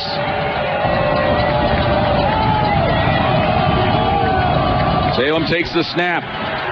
Pass over the ball, batted down. Michael Riston got his hands on it and able to deflect it. The man was open on the little crosser that time. Wouldn't have got the first down, but it would have made it more manageable. Now it's 3rd and 11. 4 down territory, though, here for the Mavericks. Yeah, downs and distance don't really matter right now, Jim. It's all or nothing. Well, Thunderwolves, can they come up with that elusive pack sack here?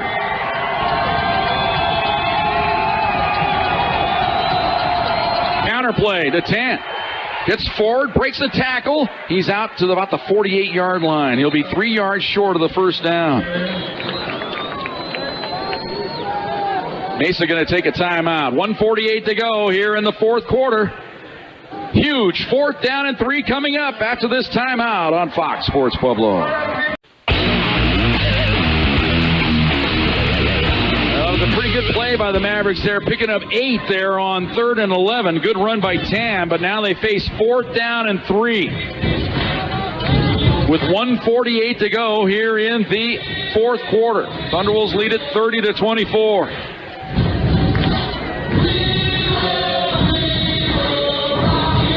Well, it's been everything we could hope for, Joe, and more.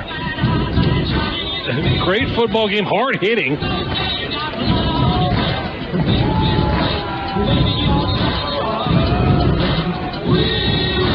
Mavericks now trot out from their sideline. Thunderwolves still gathered in a big huddle. Now the personnel that'll play this down head out onto the field. You know, the one thing we've noticed with Mesa today is it's been kind of fun to watch them. They've been very creative offensively, and it's been fun to watch. 4th down and 3. It's the play of the game right here. Fans on their feet. You know, look for Salem, just keep the ball in his hands, try and make something happen. Nobody's been able to get to him today. He's going in motion. Going to go to the Wildcat. Running around the right side. He's hit and stopped in his tracks. What a stop by the Thunderwolves. Not even close. That's Brandon Payer. Now you got to separate and make sure no extracurricular happen here and get yourself a penalty. He shot that gap like he knew where it was going. The Mavericks go to the Wildcat, and it fails. And now the Thunderwolves take over at the 49-yard line.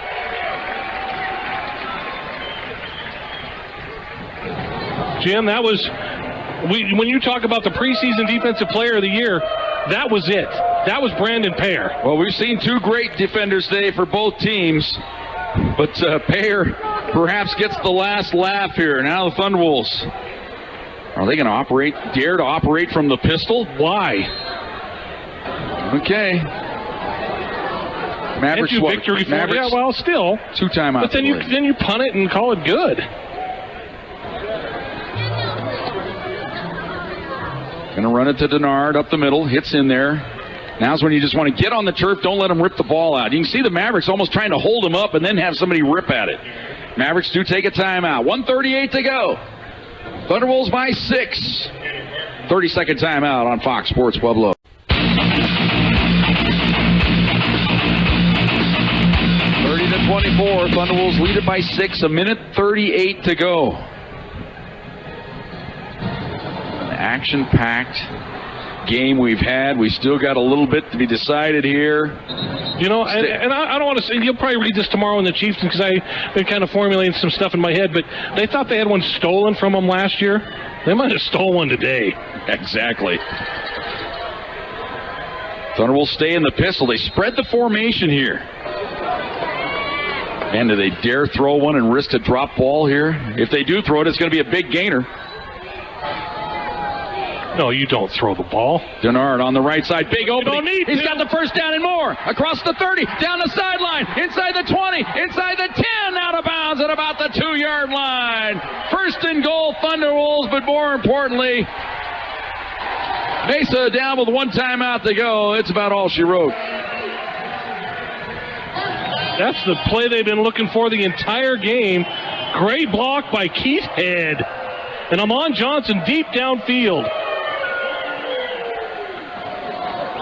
All the way down to the Mesa 2. Now the clock did stop with the play going out of bounds. 1:28 to go. See, I like this down there. Spread it out a little bit. They stay in the pistol here on the goal line. Boyd in motion. Now they give it to Marche off the right side. Puts his head down to the goal line. Signal, no. I think his knee was down before he fell in. He did end up across the goal line. Final timeout taken by the Mavericks.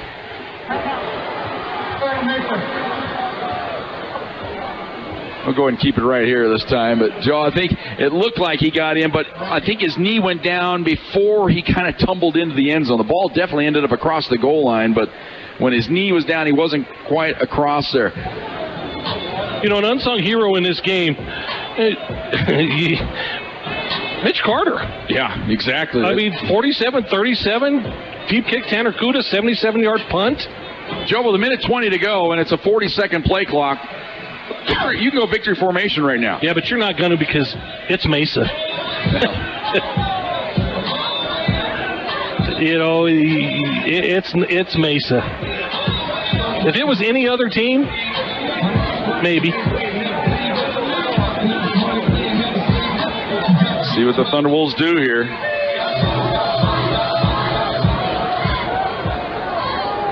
Math tells you go look at them, formation. and they're gonna. Yeah, you go victory formation here because 40 plus 40 is 1:20. You know, that's almost worse because they know you could score if you wanted to.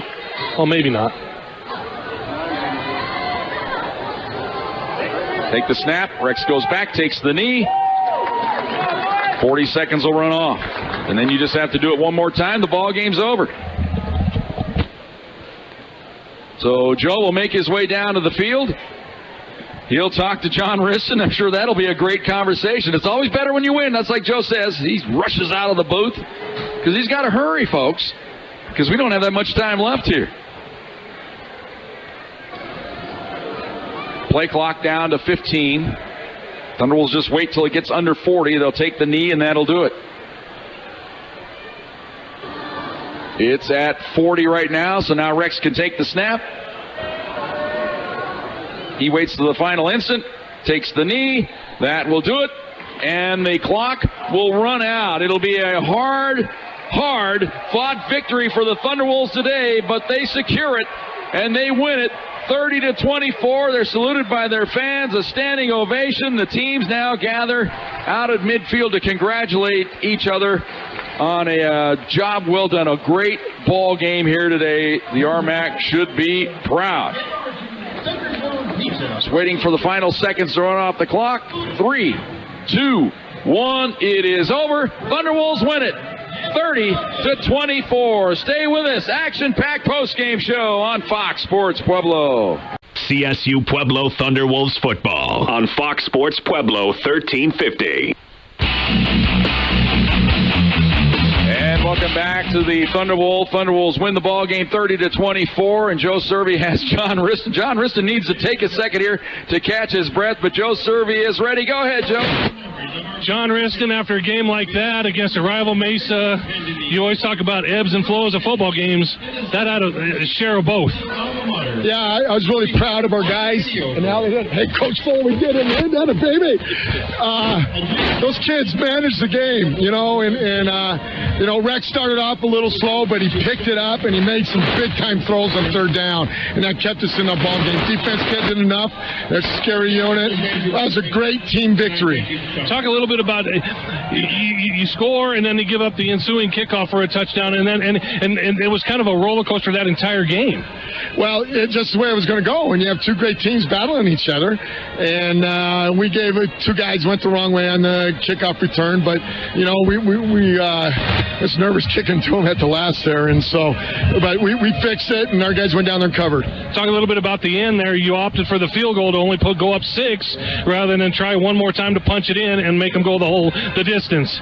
Damned if you and damned if you don't there. I didn't want to give up a field goal to get it to overtime, and I thought they could not score a touchdown on us. Yes, you're right on both ends. I thought that was that close. I didn't want to put our defense in that position, so I took the field goal because I didn't want a field goal to go to overtime. That's all.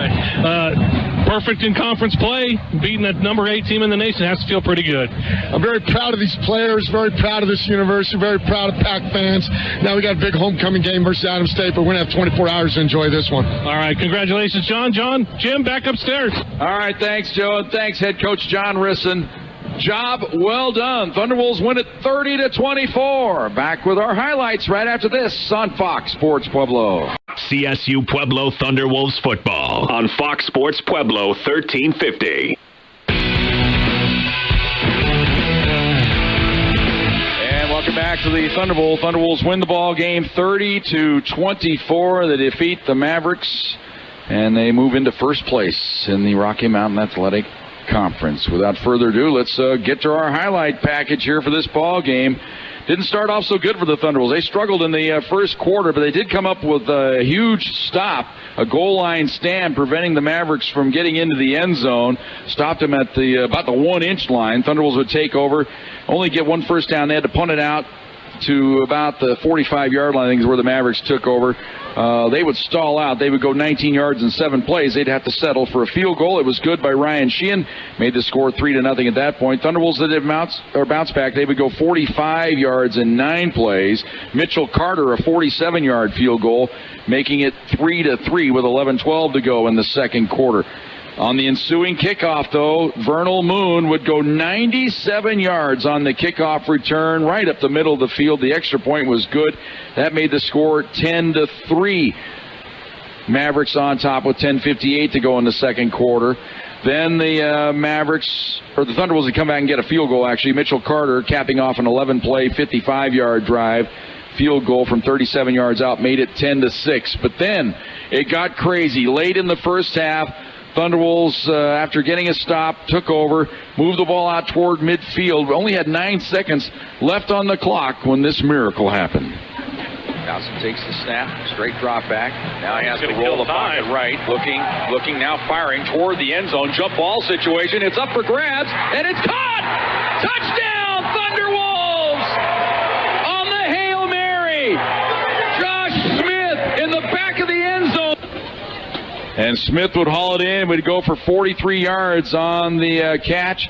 Capped an 8-play, 85-yard drive. The extra point would make it 13-10, and that's where the half ended, of course. Thunderwolves came out hot in the second half. They hit a big 55-yard pass play right down the middle to Zach Boyd to set up this run by Marche Denard.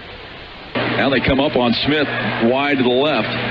Dowson under center, sends Boyd in motion, resets right behind the right tackle. They give it to Marche up the right side. Nice cut across the 10, across the 5 to the goal line. Touchdown, Thunderwolves! Mitchell Carter would add the extra point. That made the score 20-10 Thunderwolves with 13:46 to go in the third quarter. Mavericks would come back, though, and they picked up yardage in chunks. They would go 82 yards in 11 plays and setting up this touchdown. Oh, second and goal from the 6 this time for the Mavericks. And they're going to keep her, and Salem takes it in the end zone. He faked it to Hawkins. Everybody went with him, and then Salem just runs it on in, and the Mavericks answer with a touchdown. And that made it 20-17 at that point after the extra point. Then the Thunderwolves, they would get the ball on offense. They would take a shot down the field, going for it all on first down. They wouldn't hit it. Reason I bring this up, because the Thunderwolves would eventually punt the ball away. Mesa would get it back, and then they faced first down, and they went for it all. And it was Vernal Moon. So first and 10 at the 44-yard line for the Mavericks. Straight drop back. Salem, now he's going up the left sideline. He's got a man in the clear, and it is caught inside the 10, inside the 5. Touchdown, Mavericks. And it was Vernal Moon on the 56-yard strike from Salem. The extra point was good, and that made the score 24-20 at that point. We move on into the fourth quarter. Thunderwolves, the beneficiary of a couple of personal foul calls against the Mavericks. One was a late hit by their defensive end, Blake Nelson, and then he got up, argued the late hit call, drew another flag, so it marched off 30 yards and penalty yards against the Mavericks, and it would set up Marche one more time. Washington in the slot to the right from the pistol. Nelson takes a snap, gives it to Marche, bounces off left tackle, nice cut, stays on his feet, powering his way inside the 10, inside the 5, to the pylon, touchdown! Thunderwolves, what a run by Marche Denard! And the extra point was good by Mitchell Carter. That gave the Thunderwolves a 27-24 lead. Thunderwolves would come up with a huge stop as they would get a turnover, actually, unable to take advantage of that turnover. But then late in the game, they did take advantage of that turnover. I beg your pardon. They do move the ball down the field, but they had to settle for a field goal. They had 3 cracks at it from the 1-yard line, could not get it in. They had to settle for an 18-yard field goal by Mitchell Carter, making the score 30-24. Mavericks then would come back on the ensuing possession, get the ball out around midfield. They faced a 4th down and 3. They elected to go to the Wildcat formation. David Tan ran it into the middle, and Brandon Payer, like he was shot out of a cannon, right into the middle of the line, met Tan right at the line of scrimmage. The ball goes over on downs. Thunderwolves got a big run by Denard to get it down to the 2-yard line. They go into victory formation, and they seal it from there. They win the ball game 30-24. Back with our final totals right after this on Fox Sports Pueblo. CSU Pueblo Thunderwolves football on Fox Sports Pueblo 1350.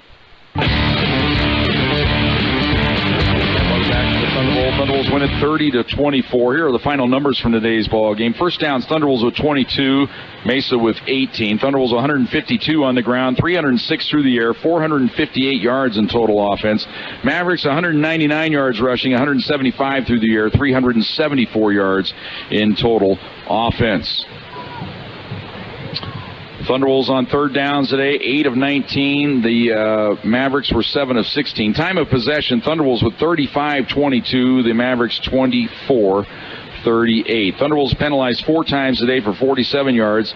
Mesa 8 for 67, but they had that critical back-to-back personal fouls, which really broke their back and gave the Thunderwolves a chance to get that go-ahead touchdown. Mesa did fumble 3 times today. They lost 1. Thunderwolves had 1 interception today, so the turnover margin 1-1. Individual numbers today, Marche Denard, 22 carries, 152 yards, 2 touchdowns. Averaged 7 yards a carry on the day. Michi 5 for 9. Johnson ran the reverse one time, 1 for 7. For Mesa, Salem, 16 for 102, did have a touchdown. Tan, 21 for 98. Moon, 1 for 2.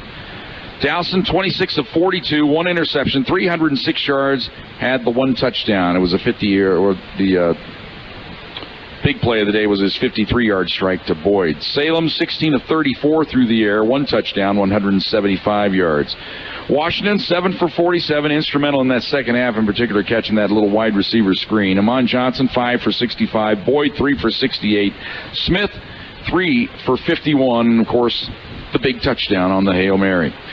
Josh Brown, 4 for 39, but he'll be forever thinking about that one he dropped at the 40-yard line. Tan, 3 for 9. Moon, 2 for 68. Tanner Quick, 2 for 23 on the from the tight end formation.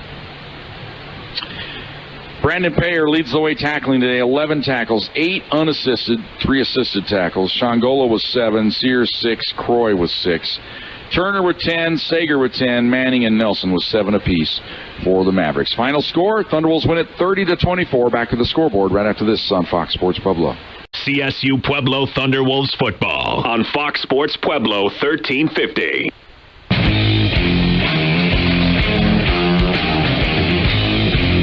And welcome back to the Thunderbolt. Doing the finishing touches on the scoreboard here. We do have one ball game in Division II that is just coming right down to the wire late in the fourth quarter, but we'll get you updated on that in a little bit. First from the RMAC today, Mines over Fort Lewis 41-7. Black Hills in a wild one defeats Highlands 50-40. Game down in Las Vegas, New Mexico today. Dixie State spoils Western State's homecoming. They win it 15-12. Adams State, next week's opponent here at the Thunderbolt, they defeat Mines 52. South Dakota Mines, that is, 52-44. Chadron State is at Humboldt State later tonight. All the other area colleges in action tonight. Air Force underway with New Mexico. No report on that one yet. CSU is at Hawaii. Colorado at UCLA. Northern Colorado is at Northern Arizona. That game just underway down in Flagstaff. Other Division II scores of note. It's late fourth quarter. Central Missouri trying to pull off the upset. They lead number 1 Northwest Missouri 14-13. They did once have a 14-0 lead in that game. Number 2 A&M Commerce, they are idle today. Number 3 IUP defeats Seton Hill. Number 4 California leads Slippery Rock at halftime 17-10. Slippery Rock number 17. That's a big matchup in Division II today. Halftime score, number 5 Sioux Falls tied up with Southwest Minnesota 10 apiece. Number 6, Shepherd defeats Concord 49-20. Number 7, Minnesota State defeats Concordia St. Paul 47-10. It is a halftime score. Saginaw Valley and Grand Valley State all tied up at 6 apiece. Ashland, number 9, defeats Davenport 38-10. Looking down through the roster here as well, area of note, Fort Hays, Kansas, they defeat Lindenwood today 38-35. Former playoff opponent UIndy, they lead at halftime over Truman State 21-13. Let's see who else here. West Georgia, the team we defeated in the semifinal back in 2014 right here at the Thunderbolt. They pull off the upset today. They knock off number 22 North Alabama 37-23. Those are your scores of note from Division II. Go to the big boys side of the house. Let's just see what we can find here for you as we work our way through it. Notre Dame all over Miami, Ohio. Games in progress. They lead 45-17. Troy with an early lead over LSU 7-0. That game's moved to the second quarter. Man, they got to be beside themselves down there in the Bayou. Auburn over Mississippi State at halftime. They lead at 21-10. South Florida early today. This is the final. They defeated East Carolina. We'll give you the winners from here. Wisconsin over Northwestern. Number 21, Florida defeats Vanderbilt. Number 7, Georgia over Tennessee, 41-0 there. Louisville defeats Murray State, big.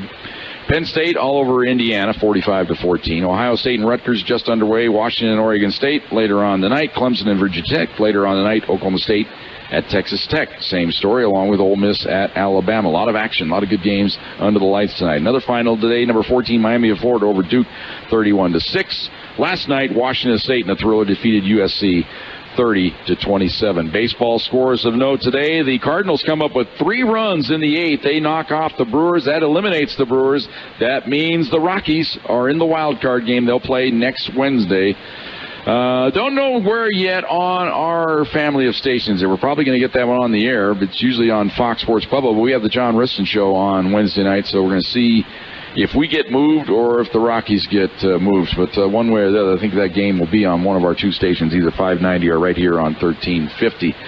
Red Sox defeat the Astros today 6-3. They clinched the AL East.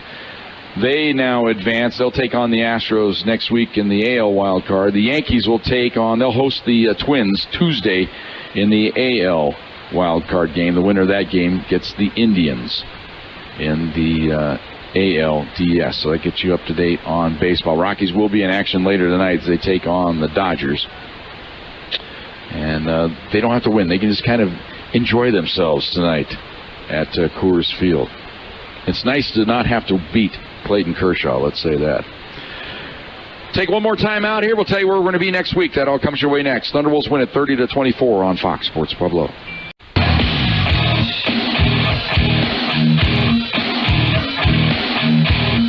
And welcome back one final time here to the Thunderbolt. Thunderbolts win the ball game. 30-24 is the final. They now sit atop the RMAC. All right, where are we going to be next week? We're not sure which station we'll be on Wednesday night, but we will have the Car Pros John Riston Show for you on Wednesday night. We'll alert you one way or another to let you know if we're either here or on 590. But it's 6 o'clock from the Thunder Zone Pizza and Tap House. Joe Cervi will join me, as well as the head coach John Riston. Come on out and join us. Have a great celebration. You can watch the wild card game after we're done yapping right there at the Thunder Zone Pizza and Tap House. Now, our next Thunderbolts football game will be a week from today, right back here at the Thunderbolt. 2 o'clock kickoff, Joe, right? Should be 2 o'clock against Adams State's homecoming. 6 o'clock. Okay, we have a night game still for homecoming, right? I think it's homecoming next week against Adams State, so 6 o'clock. I was wrong. 6 o'clock. So 5:30 pregame show, 6 o'clock kickoff. CSU Pueblo playing host to arch rival Adams State. The Mean Green will be here at the Thunderbolt, and John Riston has orders: nobody to wear green this week, or he'll let you have it. People to thank here, of course, the sports information director, the assistant athletic director in charge of media relations is one Dax Larson. Sean Pooley is his assistant. We also thank Charles Hurley for some logistical help here today, plus getting us some information as well throughout the day. Joe Cervi's been my partner in the booth. We look forward to reading his article and column tomorrow, talking about this ball game. Sure, he found out plenty. He was down there a little extra time, but he has no deadline pressure, so he was able to get a little extra info for you. We look forward to reading those tomorrow in the Pueblo Chieftain. Caitlin Norton's been the producer and engineer of Thunderwolves football today. We thank her for all of her hard work, compiling that highlight package as well. My name is Jim Brooks, reminding you of the final score here today from the Thunderbolt. Thunderwolves win it 30-24. They are in first place in the RMAC. Until we talk to you Wednesday night from the Thunder Zone Pizza and Tap House for the Car Pros John Riston Show, good afternoon, everybody. This has been CSU Pueblo Thunderwolves football on Fox Sports Pueblo 1350. Catch all the action all season long right here on the home for all things CSU Pueblo Thunderwolves athletics. Fox Sports Pueblo 1350.